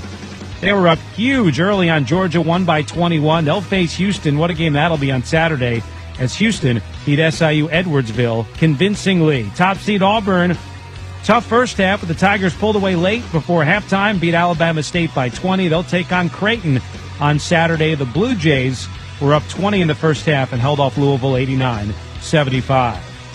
Halftime score, Texas A&M 40, Yale 29. Coming up, Michigan head coach Dusty May, an interview with him before his Wolverines face UC San Diego. You're listening to the men's basketball tournament on the Westwood One NCAA Radio Network.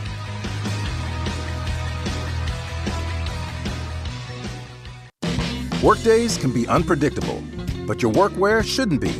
With the Cintas Apparel Plus program, you'll have freshly laundered garments for everyone on your team delivered every week.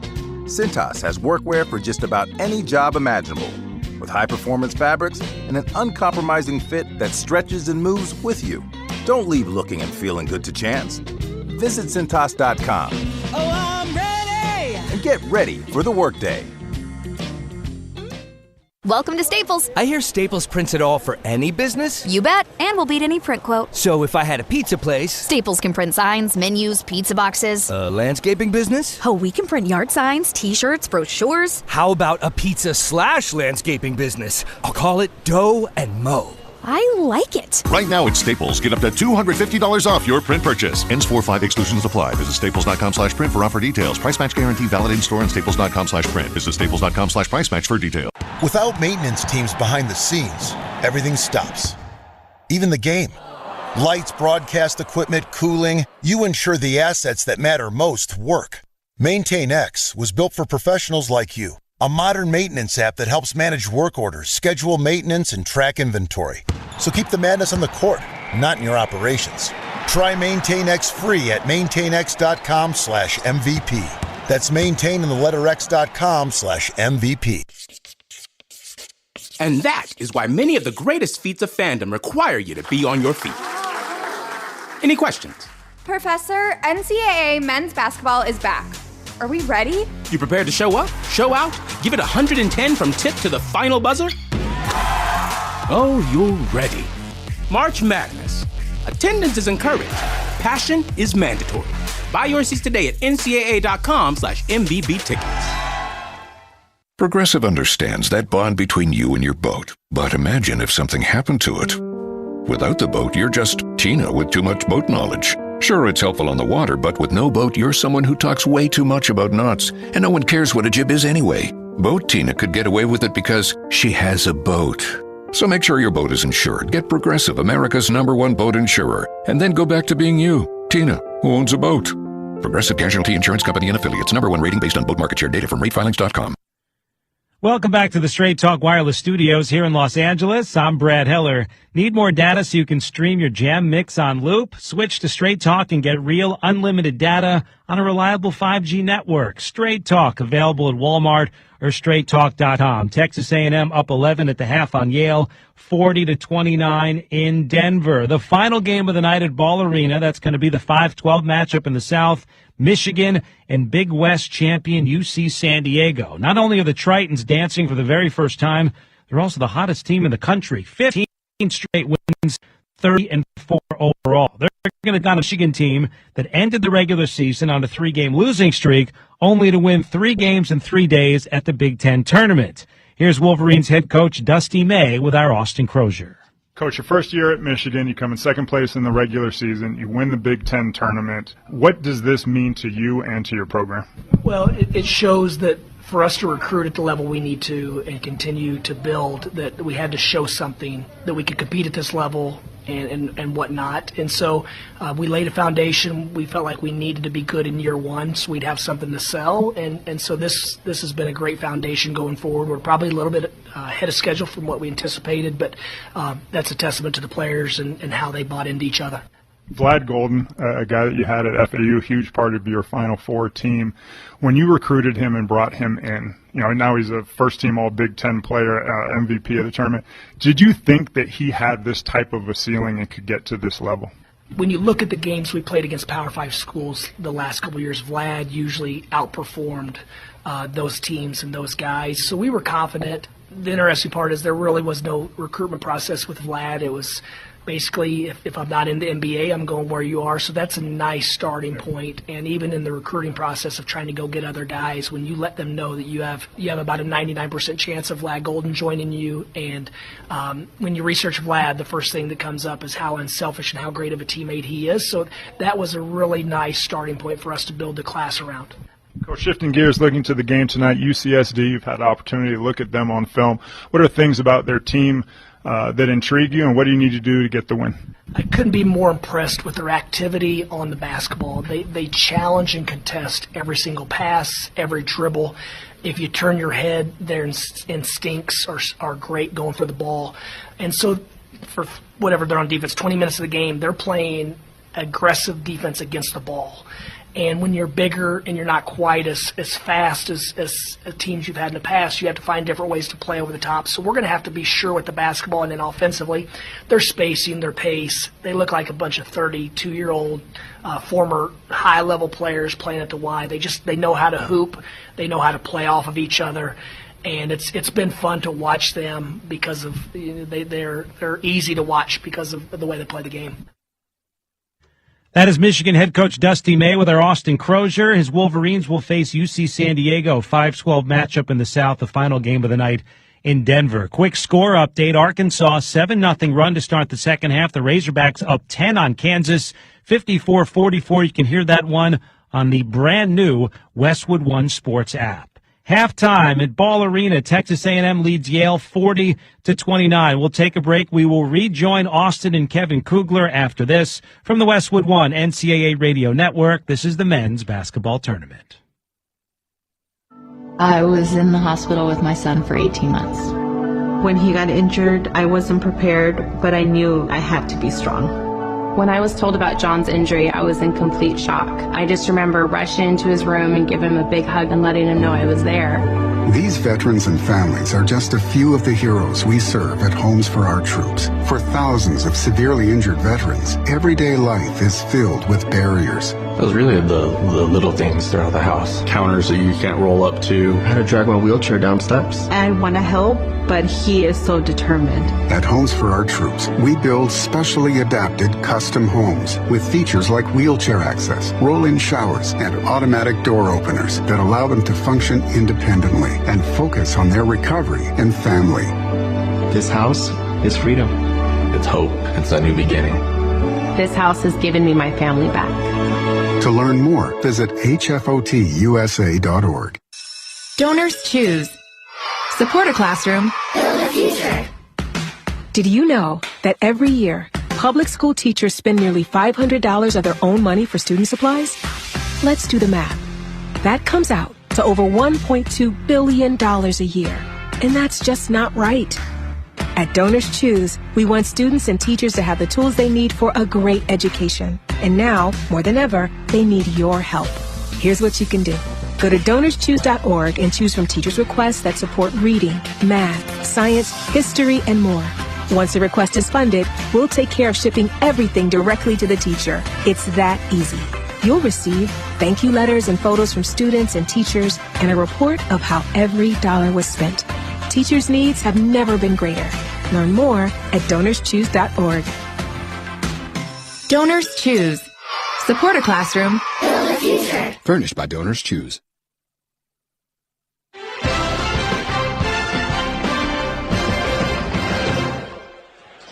Halftime in Denver with Texas A&M leading Yale 40-29. Alongside Austin Crozier, I'm Kevin Kugler. Let's check the halftime stats sponsored by Barbasol. Barbasol shaving cream delivers a thick lather and close, comfortable shave for half the price of gels. Why pay more for a great shave? Choose Barbasol. A&M had a 13-2 run to take a 17-7 lead. Yale in the first half went 2 for 8, then 6 for 7. They ended 3 for 12, shooting 41% from the floor and 3 of 9 from 3. Texas A&M a robust 59% from the floor, 4 of 11 from three-point land. In the last game against Texas, A&M had just 20 points in the paint out of their 89 points scored. Today already 24 points in the paint as they've taken advantage of a size difference and a physicality difference to this point with the Yale Bulldogs. Time now for the second half keys, sponsored by Wago. Trust your game, trust your wiring with Wago electrical connectors. Gear up at wago.com/hoops for your next electrical project. All right, Austin, what do you see in this one? Let's start with Yale trying to come back down 11. Yeah, I mean, if you're Yale, the obvious sign is the turnovers, right? I mean, you've got 9 turnovers in the game for 12 points, and that's really been the storyline. There's a 10-point difference there. You're down 11. Everything else has been decent. You know, the rebounding that we thought would be a huge factor at the beginning of the game, second chance points, 4-4. I think that it's been a little bit of a surprise the way that A&M has shot the ball from the field. I think a large part of that is that it has been easy looks in transition. All right. When you look at Texas A&M, 59% shooting in the first half. Will it sustain? Yeah, I mean, it's just a matter of keep good going, right? I mean, I can't imagine that it will. If Yale takes care of the basketball, they're not going to get those same easy looks, and it's hard to consider a team that shoots just 31% from the three-point line is going to continue to shoot it at the level that they are. 59% is one of their best halves offensively over the last couple of years when you follow this team closely. So continue with the game plan. You've done an excellent job rebounding the basketball. If you are Yale, limit the turnovers. And if Texas A&M continues to shoot 60%, there's not a whole lot you can be able to do about it. A&M outscoring Yale 17-6 off the bench, 24-16 in the paint, and 12-2 off turnovers. Our halftime score, Texas A&M 40, Yale 29. When we return, we'll have the start of the second half. You're listening to the men's basketball tournament on the Westwood One NCAA Radio Network. Did you know your skin is the largest organ of your body? Huh? That's why you should shower with Old Spice Super Hydration Body Wash instead of plain old bar soap. Love your skin by super hydrating it with vitamin B3 and glorious notes of vanilla and shea. Did you know that my super hydrated skin is the second largest organ of my body? The first is my heart. Old Spice. Men have skin too. Old Spice Super Hydration Body Wash. 24/7 renewing moisture. With daily use. Selling your home, it's one of the biggest financial decisions you'll ever make. You could go it alone, trying to navigate market trends, determine fair pricing, and tackle tricky negotiations on your own. You could second-guess every decision, wondering if you're doing it right. Then there's the showings, the offers, and the mountain of paperwork. Or you could work with the expertise of a realtor, here to guide and help protect as you make your next big move. Realtors are members of the National Association of Realtors. Right by you. I've got to say, I don't think anybody can dethrone Quest Nutrition. They've got nutrition on point with indulgent bars in every flavor you can imagine. On the wings, you've got flavors like nacho cheese protein chips and spicy cheddar crackers. Talk about a 1-2 punch of protein. Have I mentioned the rich, creamy protein milkshakes they have down low? 45 grams of protein. Now that's power. Quest Nutrition. Big on protein, low on sugar, huge on flavor. It's basically cheating. Hi, it's me, your USPS Ground Advantage shipment. Just left the warehouse and hitting the road. I know. Just got the notification. Great. Smooth sailing so far. I'm almost there. Yes, I know. I get all the updates. Made it. Safe and sound. I know. Well, did you know I was with USPS the whole time? Oh, yeah. I know. Keep your business in the know with the USPS Ground Advantage service. Visit USPS.com/in-the-know. Westwood One presents Great Moments in Tournament History. April 4th, 2016. North Carolina and Villanova were locked in a duel for the national championship in Houston. After the Tar Heels' Marcus Page hit a double-clutch three-pointer to tie the game with 4 seconds to play, Wildcats coach Jay Wright called timeout and instructed his team to run a play they had practiced every day since the beginning of the season. Well, play appropriately named Nova. Jenkins will trigger. 4.7 seconds to go. Inbound to Ryan Arcidiacono. At half court with 3 seconds. Ryan Arcidiacono flips to Jenkins. 3 for the win. It's good! Jenkins hits the 3 to win the national championship. 77-74. Villanova wins it. For the first time in 31 years, you can call the Cats champions on the Jenkins 3 at the buzzer. With another great moment in tournament history, I'm Ryan Radke. Time now for the start of the second half, sponsored by Indeed.com. You just realized your business needed to hire someone yesterday. How can you find amazing candidates fast? Easy. Just use Indeed. Start at Indeed.com/credit. 40-29, Texas A&M by 11. And Austin Crozier, the first 4 minutes of this second half feel like a really big span for the Yale Bulldogs. They do. I think that an A&M team known for their aggressiveness on the defensive end will come out very similar to what they did at the beginning of the game. They were able to force, I think, 2 turnovers in the first 3 possessions. I think you're going to see that from the Aggies to start the game. Yale should have been prepared for it to start. Definitely need to be prepared for it now. I can't imagine that James Jones focused on a whole lot more at halftime other than taking care of the basketball, and that has been the storyline. But to your point, this is an Aggies team that's been able to build a lead largely off of their defense and really unforced errors by the Bulldogs. Hayden Hefner will inbound for Texas A&M. The Aggies, with Buzz Williams now, has taken the jacket off for the second half, a little more casual second half for the head coach. It's a rare college basketball matchup with 2 suited staffs. You know, this harkens back to pre-COVID where you've got 2 coaching staffs fully outfitted in suits. We don't see it that often. That's very interesting. And I don't know why that is. But Buzz Williams got the 3-piece. He's got the vest going on. Buzz is always a sharp-dressed man. Big ZZ Top guy, Buzz Williams. Manny Obaseki will bring it across the timeline off the inbound, drives all the way to the rim, misses the jumper from point-blank range, and the rebound underneath for Alaton, and then a foul. That'll go on Hefner trying to take it away from Alaton, his first, and Yale gets the stop off the inbound. Now they go to work offensively. Alaton at 6'10", big, wide body. He's the one guy that can match up against this SEC size. Had the 2 fouls in the first half. He has to play smart, but find a way to make his presence known down low. As Mbang around the Alaton screen, trying to find room on the right side, has to back it out to Poulikitis. Poulikitis around the screen from Townsend, contested 3, won't go. We've got a whistle and a foul underneath, battling for the rebound. This will go against Coleman of Texas A&M, and it's going to stay on this end of the floor for Yale. Get good at money so you can be a little bad. Invest well at Empower.com. First foul on Coleman, second on the Aggies in this second half. And a second chance for Yale. Inbound comes up top near the half-court line to Alaton. Alaton will feed it to Simmons. Simmons on the drive, gets down to the right block, dumps it into the paint. Townsend with a quick shot in the middle of the paint to bring Yale within 9. It's the 3rd time that Townsend has just made himself available on the weak side, ducking in right in front of the defender for an easy pass and finish. Garcia on the drive, dumps it to Obaseki. Shot fake, and he'll drive in. The shot short, but a foul underneath on Alaton. That is number 4 on the Yale big man, and it comes just 51 seconds into the second half. Yeah, and it's just, sometimes you just have to fight your instincts a little bit.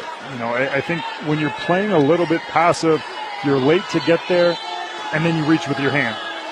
And his 3rd and 4th fouls have been that. Obaseki to the line for 2, and the first one is good. Kevin Kugler and Austin Crozier here at our Grainger courtside seats in Denver. Gain a winning edge for your business with Grainger. Get fast delivery of industrial-grade supplies to help keep your operations going when you call 1-800-GRAINGER or click Grainger.com.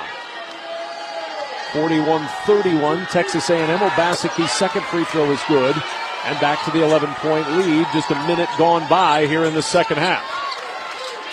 As Mbang across the half-court line to Townsend. He'll flip it back to Mbang. Mbang drops it down low. Left to right goes Seliscar, and he lays it in on the right side. Yale back to a 42-33 game. Obaseki will work it out to Hefner. 9-point advantage for Texas A&M. Taylor flips it back behind him to Garcia. The handoff underhand to Hefner on the right wing. Skip pass wing to the left side and Taylor. Taylor tried to penetrate, blocked off, goes up top. Hefner 3, top of the key, dives on the back iron, and a rebound foul against Coleman who got a piece of Townsend and knocked him to the court. That'll be number 2 on Coleman, number 3 on the Aggies already in this second half. And Pharrell Payne will enter for Texas A&M. Rare occasion where your backup, Pharrell Payne, is bigger and taller than the starter, Coleman. Quick attack for Simmons, blocked off by a double. Townsend will feed it over to Poulikitis. Poulikitis gets baseline, jumper up and down for Poulikitis.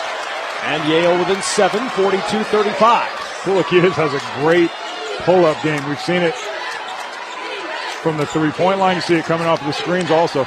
Taylor got a screen, dumps it down to Payne, hammers it with one hand, and a foul on Poulikitis.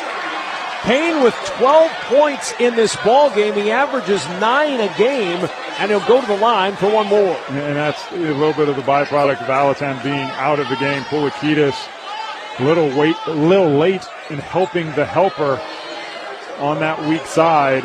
And if you are going to foul there, make sure, as Payne can't get the ball on the rim, but really just an easy dunk without much resistance. Payne to the line, trying to convert on this three-point play. And the free throw good. 45-35, back up to a 10-point advantage. Mbang will walk it across. Yale moving from our left to our right. Dark blue tops and bottoms, white numerals on front and back of those jerseys for Yale. Townsend at the top of the key. Working the left-hand dribble. Post entry, left side extended at Seliskar. Tried to feed it cross-court to Simmons. The ball knocked away and another Yale turnover. And really just a bad pass. I mean, it's not a whole lot there that the Aggies forced. Taylor will try a deep three. That one way off the mark. Simmons diving for it, rolls it into play before he hits the baseline. Yale will bring it up the floor. Mbang on the attack all the way to the rim. Finger roll won't go. Rebound Garcia for Texas A&M, and then Taylor fouled by Mbang coming up the floor, and that's number 3 on Yale's Ivy League Player of the Year, Bez Mbang. Well, you mentioned the first 5 minutes and how important they would be in this game. The lead has actually shrunk from 11 to 10, but you just get the sense that the Aggies are in control. The inbound comes to Manny Obaseki. Back it goes to Taylor, and Taylor will walk it up. Payne hands off to Obaseki. Now Taylor, middle of the floor. 18 on the shot clock. Spins the pass low to Pharrell Payne. Payne trying to put it on the deck. Dribble and a foul called. Boy, it looked like Seliskar was about to knock it free, but he picks up his first personal, the 4th team foul on Yale. 45-35. Texas A&M by 10 with the ball. They'll inbound left baseline. Official holding it out. Who wants it? Taylor will inbound for the Aggies. Into the corner to Hefner. He'll launch a three, left corner. No good. Rebound Simmons for Yale. 1 for 5 of the Aggies from the floor to start this second half, but Yale hasn't been able to take advantage. Still down 10. Townsend, top of the key. Looking inside. Wants to get it to Mbang. He does. Touch pass right corner. Poulikitis three. Got it! A little ball movement, the touch pass, and it's a 7-point game, 45-38. We've said it so many times that the uncharacteristic shooting from the Aggies in that first half, just a matter of time before they cooled off, and it's allowed Yale to get back in. And Taylor on the drive for 2 as we welcome those of you just joining us across our network. The Aggies with a 47-38 lead over Yale, 16 and a half to play in this second half. Bez Mbang at the top of the key to Townsend. Townsend will weave it back to Poulikitis. Poulikitis picked up by Payne on the switch. He'll go by the big man, and he's fouled on the baseline. It'll be the first on Payne, the 4th team foul on Texas A&M in this second half. When Wade Taylor has the ball kind of in that semi-break, you've got to load to him and not allow him to get to the rim. You know, we've mentioned the struggles that he has with the jump shot on the perimeter, and if that's the case, space him, get in front of him, run him off of that drive. Make him a shooter. Mbang will inbound to Townsend. Townsend trying to spin right baseline. Backing down Hefner. Skips it across. Poulikitis. 3 left wing. Off the right side of the iron. No good. Payne with the rebound. Able to keep his footing. Gets it ahead to Obaseki. Obaseki on the run. To the rim. Banks it off the window and home. And Texas A&M with a 49-38 lead again. Matching their largest lead at the half. It was 40-29. Now an 11-point lead here in the second. Townsend working against Hefner. spins it over to Mbang. 3 right corner, way off, no good. Mbang a 37% shooter from 3, but 0 for 1 tonight. 4 of 13 from the field. Paulikitis. And Mbang 0 for 5 from the floor. Hefner, 3 right wing for the Aggies, barely draws iron. It'll go out of bounds.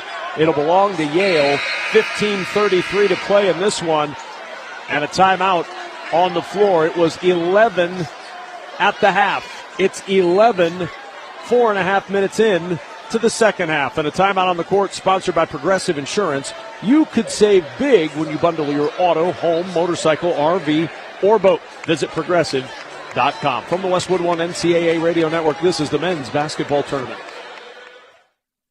My mom is a breast cancer survivor. The United Breast Cancer Foundation saved her life. Their free breast cancer exam caught the cancer early, and that saved her life. But now the foundation needs your help so they can continue offering free or low-cost breast screening exams, saving more women's lives. Help them by donating your car, whether it's running or not. They'll provide fast, free 24-hour pickup, and you receive a charitable tax deduction, plus the great feeling you'll get knowing your donated car is going to help save more lives. Just call 800-814-0756 to set the wheels in motion. They take cars, trucks, vans, and SUVs, running or not. Call 800-814-0756. The United Breast Cancer Foundation needs your help, and your donation could literally save women's lives, helping them catch breast cancer early, like they did with my mom. Donate today. 800-814-0756. That's 800-814-0756. In times of struggle, conflict, poverty, good finds a way. Good is happening, even now. Good never stops, and neither does Children International. With support from caring friends, we help provide children and families with the critical essentials they need. Together, we can help end poverty. To learn more, go to children.org. Free healthcare. Hundreds to more than $1,000 per month in disability compensation and tens of thousands for college tuition. These are just some of the U.S. Department of Veterans Affairs benefits that may be available to veterans. VA is focused on customer service like never before. Choose VA and see why veterans' trust in VA reached an all-time high. Claim the benefits you've earned at choose.va.gov. Let's check the attendance sponsored by Uber Eats. Uber Eats is delivering game day deals from hundreds of your local favorites all week. Order now on Uber Eats. Product availability varies by region. See app for details. There are 19,311 in attendance here in Denver, and they're watching Texas A&M lead at 49-38. Michigan, UC San Diego to follow in the nightcap here in the Mile High City. But Austin Crozier, 5 minutes or 4.5 for those who are sticklers for detail, 4:27 for those who are real sticklers off the clock. And a 49-38 lead, same 11-point lead the Aggies had at halftime. Yeah, and, you get the sense from our first game, when it was Wisconsin and Montana, how could Montana stick in throughout 40 minutes? And you're asking that same question of a Yale team that's just not that deep. They don't have that much size. They have fought in so many ways, but can they find a way to get back into the game? Townsend will start things up top of the key. Right-hand offensive zone for Yale. The handoff to Paulikitis. Paulikitis swooping the ball around with two hands. Now brings it over to the right elbow. One step beyond the free throw line. Backs up behind the line. Now gives it off to Simmons, who drives baseline from left to right. Goes up the right side and lays it in. His first point since early in this ball game. He's got 9. The lead for the Aggies is 9. Great vision by Paulikitis. He really had nothing going on the spin move. Found the cutting Simmons and a tough finish using the rim for protection. Obaseki around the screen from Payne with 15 to shoot, working against Simmons at the top of the key. Sends it over to Phelps from the left-hand wing. Entry to Payne. Payne working against Townsend, left block. Double team shows. The kick out to Obaseki. A little juggle at the top of the key. He spins into the paint with it and fades away for a tough two. That really was tough shot. The fadeaway off of the spin move. 51-40, Mbang will zip it into the corner. Left side, Paulikitis steps in for a deep two in the left corner, and that's good. 51-42, Yale down 9. There's something about the lefty jump shot. Oh, I know, There's just something really pretty about Paulikitis. I mean, that's as pretty of his jump shot as I think we've seen all year. And a steal. Townsend takes it away from Payne. Townsend running to the other end. His shot blocked by Obaseki and thrown by Washington off the hip of Mbang and out of bounds. We thought Washington was going to crash into our table. He comes flying over, flips it behind him. It caroms off Mbang's hip, and it'll belong to Texas A&M. Well, James Jones thinks that it's goaltending. I think he might have a case. It looked like the ball was almost dropped in the basket. We'll have a chance at a replay. No, that was on the way up. Really well-timed block shot. But more than that, it was the hustle going the other way, the awareness of Washington to keep the ball in bounds. It bounces off of Mbang. And what a missed opportunity. It looked like it was going to be an easy two for Yale, of which they have had very few in this half. Derek Phelps now will start it up on the right-hand side, and Townsend gets in front of the pass again with a steal, but they're going to call Townsend with the foul. He was in front of Pharrell Payne, and instead they call Townsend for the foul, and that gets James Jones even hotter on the Yale sideline. And he does not show a ton of emotion most of the time, and you are right. And I don't see what Townsend did. It looked exactly the same as the previous possession in which he got the steal. Inbound to Payne, 51-42 Texas A&M. Payne, baseline spin, off the window and in. How about Payne? He is having a game. 15 for Payne tonight. The lead is back to 11, 53-42. Just a constant stiff arm from the Aggies, holding Yale at bay. Poulikitis, the three won't go. Payne, the rebound. And Texas A&M now on the run. Phelps on the attack, going end-to-end, gets in the air, jumps the pass out to Obaseki. He'll back it up. Garcia begging for the basketball at half court. And Obaseki says, why don't you go over there and set a screen? Obaseki directing traffic. Shot clock down to 10. Washington coming out to his right. Obaseki will drive, bumped by Mbang. 6 to shoot, 5 to shoot. Crossover, Obaseki, Euro step, throws into the corner. 3 by Phelps on air ball. Good defense by Yale, and a shot clock violation for Texas A&M. That was tough for Phelps. He had to go down to his shoestrings to catch that ball. How about this? Samson Alaton back into the game with 13:02 to go, and Alaton out there with 4 fouls. Well, I mean, I don't know what you're going to say. You know, you're down 9. I suppose you could wait a little bit longer, but then you run the risk of him getting a little bit stiff. Alaton just has not really had a chance. Only 11 minutes in the game. Mbang against pressure, feeds it across to Poulikitis. Over to the left side, it's Mbang. Mbang has it poked out of his hands, and it goes out of bounds. Last touch by Solomon Washington at Texas A&M. Mbang will stand on the sideline. James Jones talking with one of our officials. I would guess he's still talking about those plays of a couple of plays ago. Very possible. Mbang will inbound, bouncing up to Alaton. Alaton against Payne. Needs help, gets it to Poulikitis. 12 to shoot. Poulikitis with Garcia on his hip, tries to cross him over, gets past him. Poulikitis dribbling in traffic, picks it up, fades away, shot no good. Rebound Payne. Up ahead, it's Washington. He'll bring it up the floor. Feeding it to Phelps, and Phelps will slam on the brakes across the half-court line. Aggies by 11, a stalemate here in the second half so far. Phelps takes it to the left-hand wing. Wiltshire now back off the bench. He fakes the three. Bullet pass inside Payne. He's hammered. On the way up, is it Fox or is it Alaton? Who commits the foul? Big call here, and it is Fox. Riley Fox happily will take that foul, his second, instead of the 5th on Alaton. And Buzz Williams coming across saying that they got the foul wrong. That should have been on Alaton. Watching the replay, it was almost simultaneous. I mean, Alaton absolutely fouled him, but I think the officials got the call right. So Payne will go to the line for 2 shots. Payne's first is no good. You can listen to Westwood One's exclusive coverage of the NCAA men's basketball tournament for free on the Varsity Network app. Listen to every game live or on demand. Download the Varsity Network app now and search NCAA Championships. Payne's second good, 1 for 2. Pharrell Payne with 16. The Minnesota transfer is having a big night. And that continues how he finished strong. 12.5 points per game over the last 5 in the regular season. Mbang backs it out on the left wing. Coming up on 12 to play, Seliskar with Yale down 12. Poulikitis working against Garcia on the right wing. Penetrates, brings it back out to Alaton. 7 to shoot.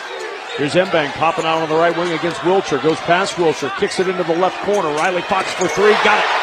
Riley Fox, a 41% shooter from 3, and he hits his first shot of the night. 54-45, A&M by 9. And you're just sitting here watching the game, and it feels like A&M is dominating. But it's only a 9-point game. There are 3 possessions, and a Yale team that still has not really found their groove offensively and continues to struggle with some of the mistakes. Phelps stands top of the key with 10 to shoot, working against Seliskar. Phelps trying to cross him over, can't shake him. Phelps, deep 2, top of the key, dives, back iron, rebound, Alaton, ball poked free, loose on the floor and a foul. Now that one looks like it's going to go against Texas A&M, and it does. It's on Pharrell Payne. That is his second. And a timeout on the floor. 11-11 remaining in this one. And a 54-45 lead for Texas A&M. You're listening to the men's basketball tournament on the Westwood One NCAA Radio Network. At Fisher Investments, we may seem like other money managers, but we're different. Are you really that different than the rest of us? We are. As a fiduciary, we always focus on what's best for our clients. What services do you offer besides investing? We have a team of specialists in financial planning, estate planning, and more. Your clients rely on you for all that? Yes, we ensure clients receive unparalleled service at every step of the relationship.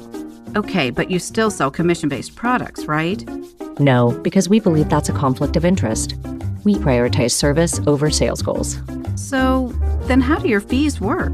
We have a simple and transparent fee that's a percentage of our clients' portfolios. So we do better when our clients do better. Wow, we're more different than I thought. At Fisher Investments, we're clearly different. Learn more at fisherinvestments.com. Investing in securities involves the risk of loss.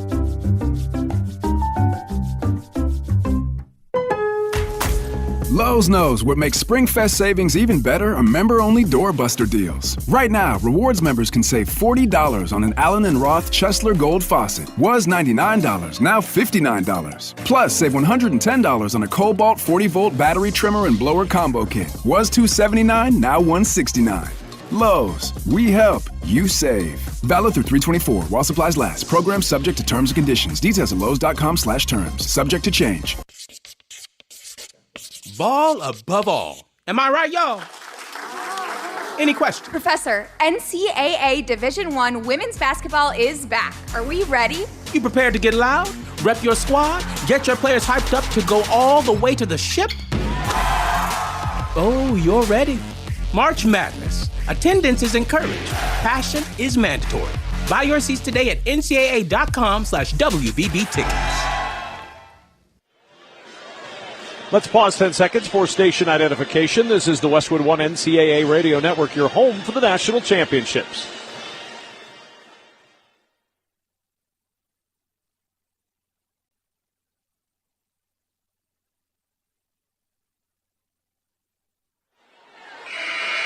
If you can't catch our tournament broadcasts on radio, you can also listen online at westwoodonesports.com and ncaa.com. On any Alexa-enabled device, simply ask to open Westwood One Sports or listen on the go via the Varsity Network app, the NCAA March Madness app, or the brand new and easy-to-use Westwood One Sports app. 54-45, Texas A&M, 11-11 to play in this second half. Coleman back out there on the floor for the Aggies. Jack Malloy, the 6'7 senior, out there for the first time tonight for Yale. Yeah, I think you got to pick and choose your moments with Alaton. Try and keep him out on the floor as long as you can. Fox harassed and the ball batted out of bounds by Taylor. Oh, it's last touch by Fox, and it'll belong to Texas A&M. Another turnover off the timeout. Yeah, James Jones beside himself, and I think the ball was tipped by behind. Yeah, that looked like Wade Taylor. Is that the 10th turnover? It is. Turnover number 10. They're showing it on the big screen in the arena, and James Jones is pointing up to it, yelling, but you can't review it. We're not under 2 minutes. Inbound Wilcher, 3 for the Aggies. Rims out, no good, and the rebound by Mbang. Bounce up ahead to Poulikitis. Poulikitis will feed it back to Mbang. Mbang on the drive. Dishes to Fox. Left corner three. Short. Rebound. Scooped up by Washington of Texas A&M. So now Taylor will walk this one up. Aggies haven't hit a field goal in over 3 minutes, but they still lead 54-45. Taylor trying to penetrate. Dishes it out to Coleman. Now Wilcher, three on the right wing. That won't go. Washington, offensive rebound and put back on the right block. Texas A&M by 11. As the Aggies' field goal percentage has gone down here in the second half, the offensive rebound opportunities have increased, and you're seeing the Aggies really do what they have done all year now here over the last 4 or 5 minutes. Townsend over the right-hand side, trying to find room to penetrate on the baseline. He slithers his way between two to the rim, lays it in, and draws the foul. Townsend's crafty as he gets to that rim, and a foul called on Solomon Washington. That'll be his third. I mean, Yale's doing a really good job of keeping this game right around 10 points, not allowing A&M to extend it, but at a certain point,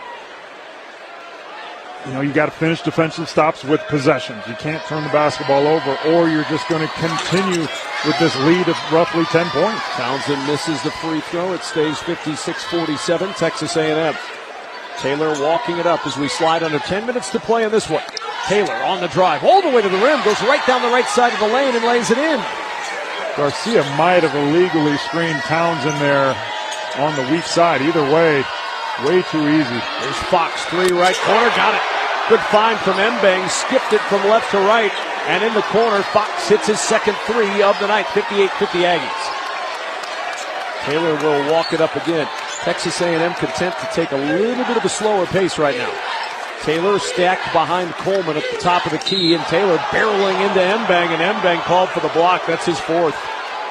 So 4 on Mbang, 4 on Alaton, and now the 7th team foul means 1 and 1 for Texas A&M. And that was the second foul that was called with Mbang trying to get position. While earlier in the game I said I didn't think that it was a foul, it was kind of a play on. Mbang there was late. And sometimes you got to just recognize that you can't get there, let the guy go. That fourth foul is crushing both he and Alaton. It's hard to imagine Yale winning this game with one or both of those guys on the sideline. And now you're in a position where of weakness where Taylor's probably going to go at you every single time he gets it. Taylor to the line for the front end of the 1-and-1. Free throw no good, hard off the heel, and Taylor has missed both free throw attempts tonight. 4th in the SEC at the line. Mbang on a bounce. Malloy's shot blocked. Oh, Jace Carter out of nowhere just spiked it like a volleyball. 58-50. Aggies will walk it up. Second time Yale has been dunked at the rim on a dunk attempt. Here's Taylor, right wing. Mbang on him, trying to clear him. A rip down the baseline. Taylor has to throw it back around. Left side, Phelps, open three. An air ball caught by Mbang. Mbang looking to push it up the floor for Yale. Down by 8. Mbang still scoreless in this game. 0 for 5 from the floor. He averages 13 points per game. The Ivy League Player of the Year. Malloy dribbles to the left wing, up top to Townsend. 13 to shoot. Townsend handling the basketball, just flips it in the air, sloppy. Mbang gets it back to Townsend. Townsend baseline, turnaround, hook shot good. And Yale within 6, 58-52. And the Bulldogs very much alive in Denver. So the Aggies have hit that stretch that we knew was possible. They go on these long stretches where points are hard to come by. And now Yale, who has hung around all game, their fans finally have a chance to get loud, down only 6. And I'm looking in the stands. I see a lot of Michigan fans turning into Yale fans as well. Timeout on the court with the score, Texas A&M 58, Yale 52. You're listening to the men's basketball tournament on the Westwood One NCAA Radio Network. One of life's greatest mysteries has finally been solved. Who let the dogs out? Spruce, spruce, spruce. It's Spruce, the new hard-working, worry-free weed and grass killer that's safe for use around people and pets. When used as directed, spray the leaves for visible results in just 1 hour and dead weeds in just 1 day. You spray, they play. Weeds die by the next day. Find Spruce wherever weed killers are sold. This is the story of the one. He's responsible for keeping a leading healthcare facility clean and safe. And he trusts Grainger's high-quality HVAC cleaning and safety products, combined with their world-class supply chain, to consistently deliver, ensuring he's covered inside and out, so he can focus on keeping his facility clean to help protect the health of everyone inside. Call 1-800-GRAINGER, click Grainger.com, or just stop by. Grainger, for the ones who get it done. So, you want to buy a house. You could go online, do your research, find the dream listing, go see it, and get catfished. Back to the drawing board. More scheduling, more viewings, more this doesn't even look like the photos. You could finally find one that does match the photos. Then comes the offer. Stress rash? Yep, make that 3. And here's the paperwork. Yep, never-ending paperwork. It's a lot. But you don't have to do it alone. Because there's an agent who's a realtor here to guide and help protect you as you find the home that's right for you. Realtors are members of the National Association of Realtors. Right by you. It's time for basketball, and right now, Uber Eats has deals on Burger King, Buffalo Wild Wings, KFC, and hundreds more local favorites. So you can keep your eyes on the ball and your hands on a burger. Get game day deals now, only on Uber Eats. Product availability varies by region. See app for details. Check engine light on? Take the guesswork out of your check engine light with O'Reilly Veriscan. It's free. Ask for O'Reilly Veriscan today. O'Reilly Auto Parts. Later on, we'll select the play of the day, sponsored by Old Spice. Stinking places beyond your pits? Old Spice has you covered with total body deodorant. 24/7 freshness from pits to toes with daily use.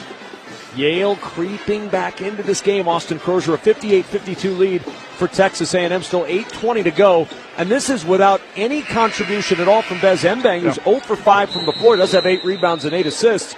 But he's had 16 straight games in double figures and only one scoreless game in his last 86 games. And despite that, they're within 6 points. And we mentioned it with the game earlier with BYU. When BYU has a 12-point lead, it's different than A&M having a 12-point lead. Yep. Because of how much they struggle historically offensively, a team only shoots 40% from the field, 31% from the three-point line on the season. It was just a matter of time before they had a cold stretch.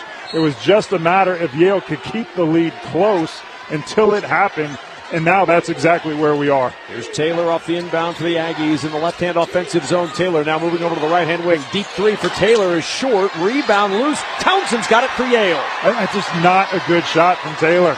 It's not. I mean, he has had so much success on the point of attack, getting into the paint, to continue to settle for those shots. I don't get it. Townsend trying to find room on the right side against Taylor. Bounces up top to Mbang.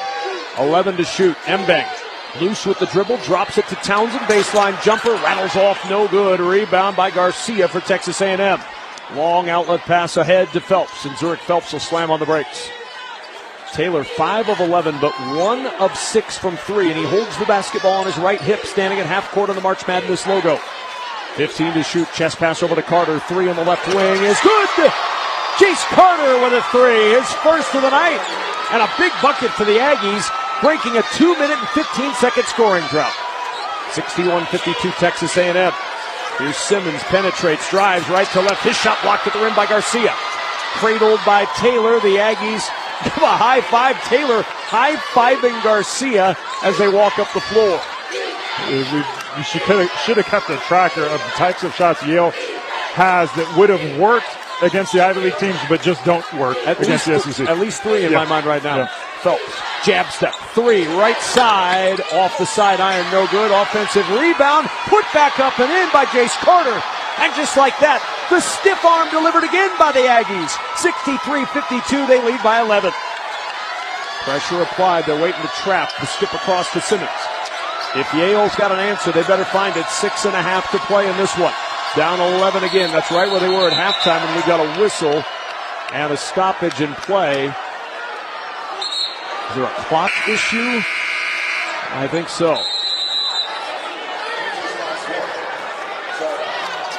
So we've got a timeout on the court with this issue that the officials stopped it for, and we'll take the timeout in a 63-52 advantage. 6:29 to go. A&M up 11. You're listening to the men's basketball tournament on the Westwood One NCAA Radio Network. Get in the zone, AutoZone. Welcome to AutoZone. What are you working on today? I need new rotors. When you buy 2 Duralast rotors during our spring sale, you get Duralast brake pads free. Free? With the rotors. Well, that's great. What if I need extra stopping power? You can upgrade to Duralast Gold pads for just $10. So Duralast pads are free? Yep. And an upgrade is just $10? That's right. Part of the spring sale at AutoZone.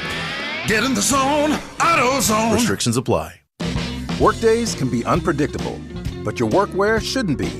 With the Cintas Apparel Plus program, you'll have freshly laundered garments for everyone on your team delivered every week. Cintas has workwear for just about any job imaginable, with high-performance fabrics and an uncompromising fit that stretches and moves with you. Don't leave looking and feeling good to chance. Visit Cintas.com. Oh, I'm ready! And get ready for the workday.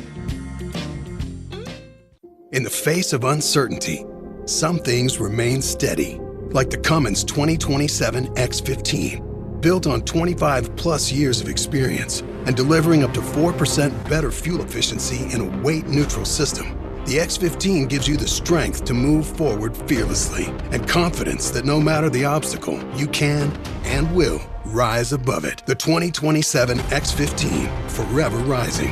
Estimates based on preliminary testing. Individual results may vary. Empower. Tim collects bobbleheads. A lot of bobbleheads. Baseball bobbleheads. Race car bobbleheads. Little Chihuahua bobbleheads. He's got an entire room strictly for bobbleheads. Does he need them? No. Is his wife mad about it? A little. But Tim works with Empower, and he got good at money, so he can be a little bad. Ooh, horse bobblehead. Classy, Tim. Empower. Invest well, live a little. Start today at empower.com.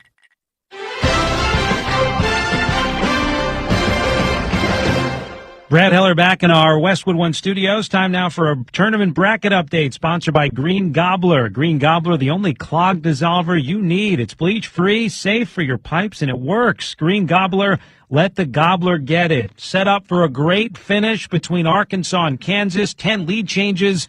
Razorbacks on a 7-0 run. They're up 71-67, a minute 23 to go. Hear that finish on the new Westwood One Sports app, also the NCAA March Madness app. Meanwhile, Drake on top of Missouri, 37-28, early in the second half. Let's get you back to Denver. We rejoin Kevin Kugler and Austin Crozier.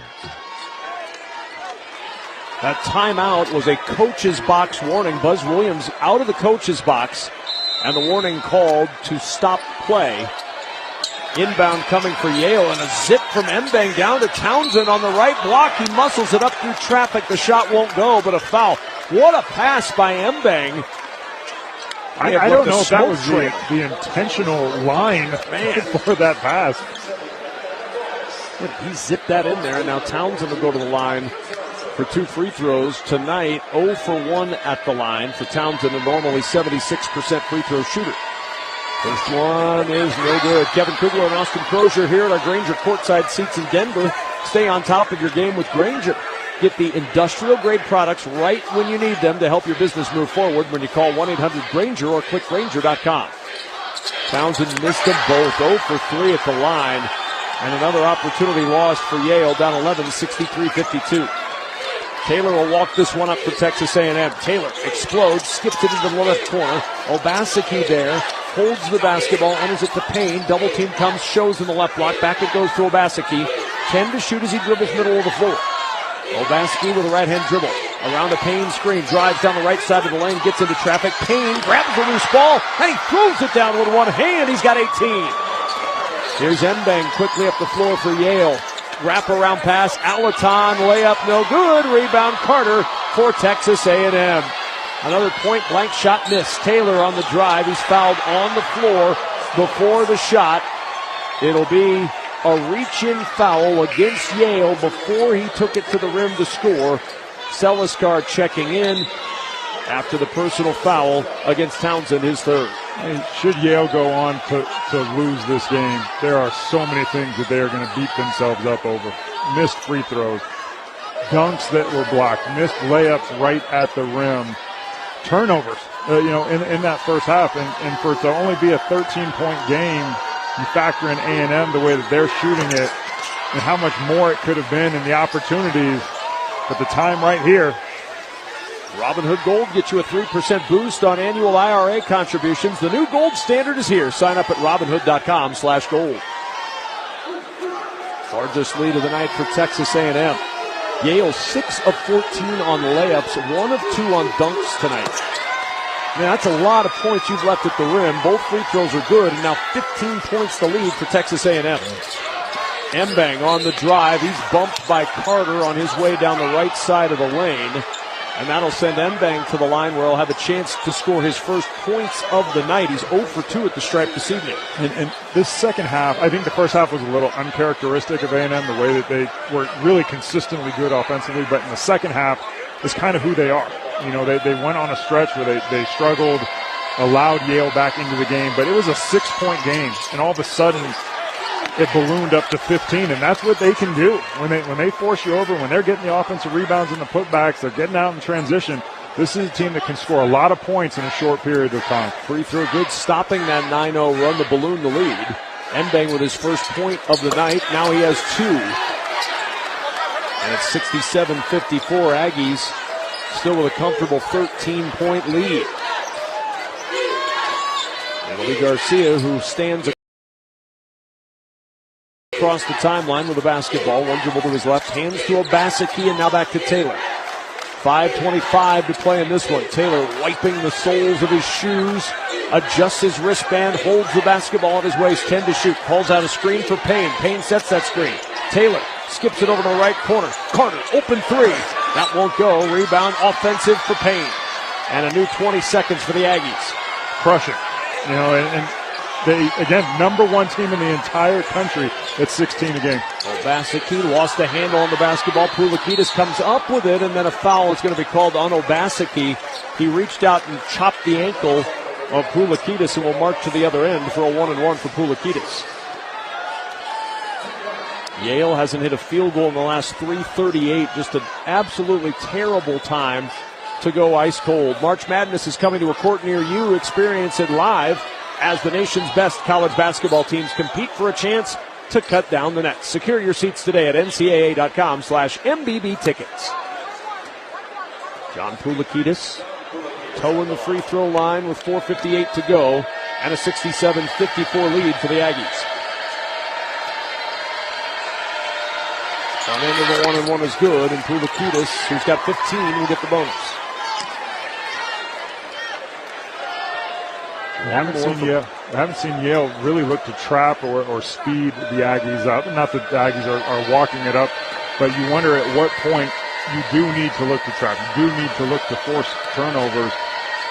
Only so many possessions left with Poulikitis knocking down that shot, cutting the lead to 12. 67-56.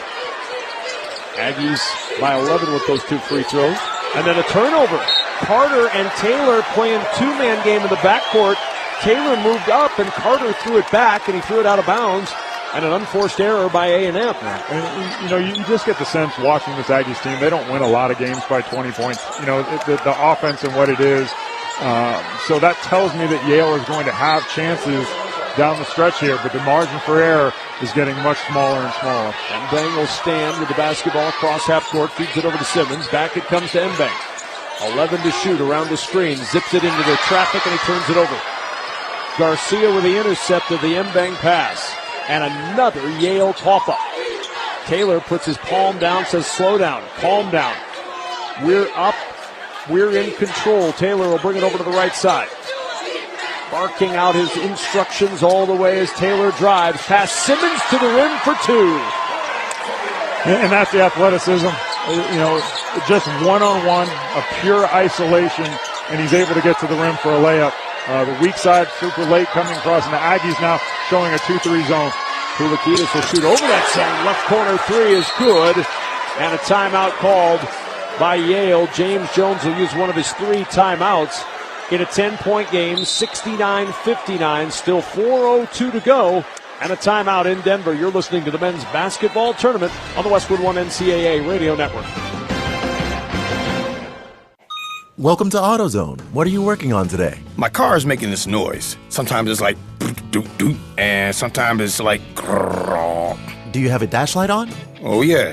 And we don't have to listen for clues. With the free Fix Finder service, we can read a check engine, ABS, or maintenance light to find the likely fix and even recommend a local shop if you need one. So you don't need to hear the...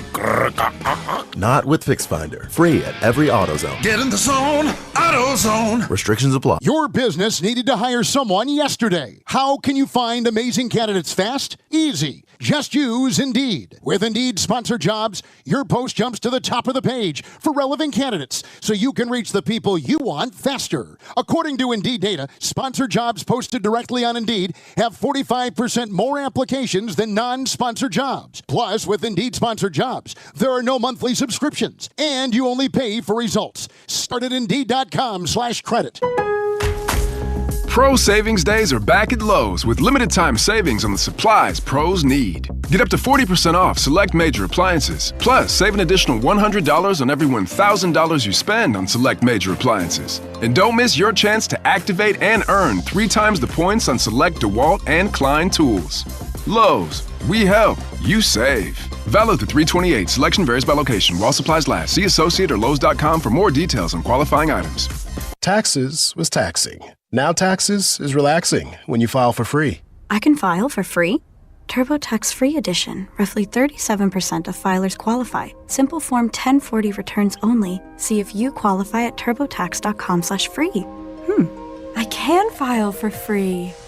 Now this is taxes. File for free with TurboTax Free Edition and get your maximum refund. No schedules except for earned income tax credit, child tax credit, and student loan interest. See if you qualify at turbotax.com/free. Let's check some of the numbers. Sponsored by GoodRx. For simple, smart savings on your prescriptions, go to goodrx.com or download the free GoodRx app. Texas A&M in the second half, 11 of 25 and 1 of 12 from 3. Yet they've been able to stay within 1 point of their halftime lead of 11. Yale, 11 of 23, 4 of 9 from 3 in the second half. 13 for Townsend, 19 for Poulikitis. Payne leading A&M in scoring with 18 points tonight. Aggies lead at 69-59 with 4:02 to play in the ballgame. I mean, Yale's just done enough to keep it close. They've done enough to keep the Aggies from pulling away in this game. They had that brief moment where they cut the lead down to 6, and there's 4 minutes left in this game against an Aggies team that certainly can miss 4 shots in a row. Just have to finish possessions with rebounds and make sure they take care of the ball, no turnovers. Taylor will inbound to Obaseki. He'll give it right back to Taylor across the half-court line. Hefner started to go across the half-court line, then came back, gets it ahead to Obaseki. Obaseki tried to wrap it around to Payne, but Payne thought he was going up with the pass. Obaseki went down with the pass, and the ball went right through his legs and out of bounds. That would be on a blooper reel. You have one guy going up and then down, the other down and then up. And that's what, two really bad turnovers over the last maybe 5 plays for A&M. Mbang will bring it up for Yale within 10, and now we've got a whistle. And a technical foul has been assessed to Buzz Williams. I believe he was out of the coach's box again. Remember, he got the warning earlier, and now a technical has been assessed. It's a one-shot technical foul for Poulikitis. And I actually saw Buzz say to someone on the team, I'm sorry. My mistake. Referees are very lenient. Poulikitis knocks down the first free throw, I think, with that coach's box. But once you've been warned. It's just a one-shot technical foul. I mean, you call about 500 games a year. How often do you see a coach go out of the box and it's actually called? You don't see it hardly at all. Hardly at all? No. But now James Jones has to go out of the box because they're inbounding from the box. No warning issued. Poulikitis 13 this half as Mbang will dribble it over to the left wing. 9-point game. Aggies 69, Yale 60. Simmons with 8 on the shot clock gives it back to Poulikitis. He's guarded by Garcia. Poulikitis will put it on the deck. Drives through traffic. 3 seconds, 2 seconds. Townsend has to launch it. Stripped out of his hands, and it's a shot clock violation. Pharrell Payne with outstanding late defense in that shot clock, and the turnover by Yale gives it back to the Aggies. Yeah, and great defense by the Aggies. I think Yale waited a little too long to initiate the offense. Really didn't have much going. Bad spacing on the play, just really a lost possession. And you don't have time to lose possessions right now with 3:17 to play. Here's Garcia loping to the rim. Oh, he wanted to throw it down. It slipped out of his hands. They continue with the play. It works inside. Garcia finding Payne, and Payne will feather it over the left side of the rim for two. And Townsend went across to block that dunk attempt. He went down hard, which allowed the Aggies kind of a 5-on-4 play. Kind of unfortunate, but the turnover at one end, falling down defensively at the other. Lead back to 11. Here's Mbang curling around, stands top of the key. Feeds it to the foul line. Celestar turns and hits the jumper from there. Back to 9, 71-62. It just sort of hovered in this area for a while. Taylor will work up against pressure, splits the defenders, drives all the way to the rim, runs right into Townsend, shot no good. Payne will take it up, count the bucket, and the foul. Another offensive rebound. Payne has been a pain in the neck for Yale tonight. He's got 22 points off the A&M bench. And you talked about guarding Wade Taylor. When he has that full head of steam, he goes hard to the rim. You get the stop, but you can't keep Payne off of the boards. What a night for him. That is 14 second chance points off of 10 offensive rebounds. And those are not terrible numbers for the game, but it just seems like they have come consistently in big moments where Yale needed to stop. And Bez Mbang leaves, met by his head coach with a big hug, his 5th foul, and he's fouled out of this ballgame. And the senior, the Ivy League Player of the Year, will leave with just 2 points, 9 assists, and 8 rebounds as Payne goes to the line to try to convert on the three-point play. And the free throw is good. Bez Mbang now part of a really unique record. He's only the second player since 1983-84 in the NCAA tournament to have 8 rebounds or more, 8 assists or more, and 2 or fewer points. Townsend's 3 won't go, and Carter the rebound. Adrian Autry of Syracuse in 1992 had a similar game with only 1 point. That's deep into the stats right there. No doubt. Taylor will hold it across the timeline. Aggie fans giving a standing ovation. 12-point lead. Taylor going to work with 10 to shoot. In the corner, 3, up and down for Jace Carter. Might be the cherry on top for the Aggies. 77-62. The lead is 15, their largest of the night. Simmons fades away in the lane. His 2 drops. Makes it 77-64. But now 1:42 to go and a timeout in Denver. You're listening to the men's basketball tournament on the Westwood One NCAA Radio Network. After battling through the brackets, one team gets the chance to climb the iconic Warner ladder. The final net cutting is the culmination of all the hard work and effort it took to reach this moment. And getting here puts these players and coaches in rare air. It's the same for all the trade professionals working from 20 feet to 20 stories. Every day they challenge themselves to conquer new heights. And Warner is the brand they trust to have their backs. Warner, the #1 pro ladder and official ladder of NCAA March Madness. Download the official NCAA March Madness live app and you can listen to every Westwood One broadcast of the men's and women's basketball tournament for free. Just look for the headphones icon on any live game, and if you're in the car, it seamlessly integrates with Apple CarPlay or Android Auto. Get the official NCAA March Madness live app today. Minute 42 to go in this one. Aggies by 13 with the basketball. The story has been Pharrell Payne. 23 points, 9 rebounds in 24 minutes. Garcia bringing it up the floor. Ball taken out of his hands, but a foul called.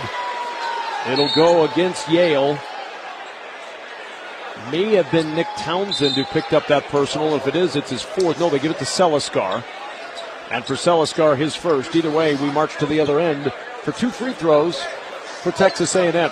And I think that's the first time we've seen Yale pick up full court. It is. You know, obviously you call a timeout with a minute 45 left in the game. You're kind of mounting your last stand. Free throw no good for Garcia. He'll get a second. And part of that last stand is going to be, having to speed them up, force turnovers. So I expect we'll see more of that. The problem with that is the athleticism of the guards for Texas A&M are really built to beat any sort of a press. And typically when you do beat a press, you get a good look at the other end. Garcia ready. Second free throw is no good. He missed them both. Rebound scooped up by Poulakidis. Yale down 13. Poulakidis at the top of the key. Looking, contested jumper for two, no good. Rebound Seliskar for Yale. Offensive board. They'll swing it around into the corner. Trevor Mullen stumbling, gives it off to Townsend. He'll run it up and lay it in. The lead is 11, 77-66. Exactly where we were at halftime in this game with A&M up 11. Solomon Washington will check in. Hayden Hefner back in for Texas A&M. And you're probably bringing in your better ball handlers, your better free throw shooters against this trap. Full court pressure. 1:16 to go, and they lob it across court to Zurich Phelps. I don't think Yale does that a lot. No, I would say not. Hefner jumps it over left side to Garcia, and back out it goes to Phelps. Phelps standing at the March Madness logo on top of the A in March. Working against Mullen. One left-hand dribble, goes left side to Taylor. 9 to shoot for Taylor, under a minute to go. Taylor, top of the key. Zips a pass over to the right side. Garcia, 3 in the right corner. It's short. Rebound Mullen for Yale.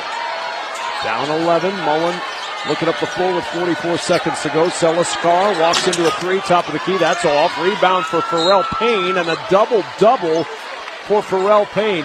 23 points, 10 rebounds. What a performance in the first game of the NCAAs for Pharrell Payne. Remember, they didn't spend a lot of time in the tournament when he was playing with the Minnesota Golden Gophers. But welcome to March, Pharrell Payne. Download the brand new Westwood One Sports app and catch every minute of the men's and women's NCAA tournament anytime, anywhere. Don't be left out. Get the Westwood One Sports app today. How about the efficiency of it? 10 of 12 from the field, 23 points in only 25 minutes. Payne ready, free throw good. Pharrell Payne has been close to perfect today. He's got one missed free throw. We're talking about a guy who's a 57% free throw shooter on the year. He's 10 of 12 from the floor in 25 minutes. One more for Payne. And what a night. Gets the second to fall. Pharrell Payne, 25 points, 10 rebounds. 79-66. A&M about ready to move on. They'll face the winner of UC San Diego and Michigan coming up. Mullen will bring it across. Townsend will flip it over to Poulakidis for 3, and he rolls home a 3. Poulakidis has been a bright spot. He's got 23 for Yale, and a timeout taken by the Bulldogs as they cut it back to 10, 79-69. We'll take the timeout with them. You're listening to the men's basketball tournament on the Westwood One NCAA Radio Network. O'Reilly. If you're a do-it-yourselfer, don't miss Power Torque Tools DIY days at O'Reilly Auto Parts. Right now, save $20 on a Power Torque 248-piece mechanics tool set. O Rewards members get a $5 reward. Power Torque professional hand tools come with a lifetime guarantee. Visit your O'Reilly Auto Parts store or O'ReillyAuto.com. O'Reilly Auto Parts. And that is why many of the greatest feats of fandom require you to be on your feet. Any questions? Professor, NCAA men's basketball is back. Are we ready? You prepared to show up, show out, give it 110 from tip to the final buzzer? Oh, you're ready. March Madness. Attendance is encouraged. Passion is mandatory. Buy your seats today at ncaa.com/MVB tickets. Tonight's broadcast of the 2025 NCAA men's basketball tournament on the Westwood One NCAA Radio Network is intended solely for the private, non-commercial use of our audience. Any reproduction, retransmission, or other use of this broadcast without the express written consent of the NCAA and Westwood One is strictly prohibited. 10-point lead for Texas A&M, 32.4 seconds to go. A ticket to the round of 32 awaits. Texas A&M looking for their first Sweet 16 since 2018. But first things first, they've got to finish off Yale tonight. Wade Taylor will inbound. Gives it to Hefner, and now Hefner will inbound back to Taylor, and Taylor is fouled by Poulakidis. So Wade Taylor, who is 2 for 4 at the line tonight, an 88% free throw shooter, marches to the other end after the second foul on Poulikitis. He'll shoot 2 free throws. Well, I like that play, where you have the ability to run the free throw line. You can have a player go out of bounds, receive the ball, and they can still move. Typically, you wouldn't have the free throw the person you want shooting the free throw take the ball out of bounds because likely it's going to be a foul on the catch. That was a great option to get the ball to Taylor. And Taylor misses the free throw. He's just crushes average. Oh, he's 2 for 5 tonight. He came in at 88% on the year. 4th in the SEC. One more for Taylor, who's got 15 points. Second free throw is good. That one rolled all the way around and home. Jace Carter, who's got 10 points in just 9 minutes, back on the floor. One of 3 Aggies in double figures. Inbound comes to Mullen. And a whistle and a travel. Townsend across the timeline took an extra step. And a turnover back to Texas A&M. And the turnovers have been such a story tonight. The 13th for Yale, 16 points off those 13 turnovers tonight for Texas A&M. And much better in the second half. 8 of the 13 coming in the first half, which was just crippling. And again, you talk about Yale looking back at this game and really kicking themselves at the opportunities that they squandered with just some of the turnovers. Inbound, and Taylor is down. On the inbound, Wade Taylor is down on the floor in the midcourt. Boy, oh boy. Not sure what happened to Taylor. I didn't see it at all. It was definitely not. I'm not sure if he set a screen. Oh, he got jarred by Trevor Mullen. But I mean, I wouldn't call that a foul on Mullen. It was just kind of 2 guys looking to intersect, and they ran into each other. Well, maybe it knocked the wind out of him. Yeah, I think it did. It caught him right in the chest as he came around. And Taylor is going to leave this game for C.J. Wilcher, and that'll be likely the last time we see Taylor in the final 23.3 seconds. He seems to be okay, though. Big smile on his face as he gets to the bench. Hefner will inbound for Texas A&M. Into half court, and C.J. Wilcher. Back it goes to Hefner. Hefner running it to the rim, and he lost the handle on the ball. He was going to dunk it, and instead he turns it over. Townsend to the other end, drops it off to Seliskar, and Seliskar lays it up to make it a 9-point game, 80-71. But not enough. You're not supposed to dunk it in that situation anyway. Washington's going to walk it across. Yale is not going to foul. And A&M is A-OK. They are on their way to the round of 32 with an 80-71 win over the Yale Bulldogs. Texas A&M advances to Saturday in Denver, where they'll play UC San Diego or Michigan for a chance to go to the Sweet 16. Well, it wasn't pretty for A&M, as it typically is not. However, they did shoot better than 50% from the field for the first time in, I believe, 19 games. Correct. Which they deserve a lot of credit for. The knock on them and potentially how high their ceiling is just that. Can they make enough shots when they need to? Is getting stops, is offensive rebounding enough? And if they could carry this over, I mean, it really is a game changer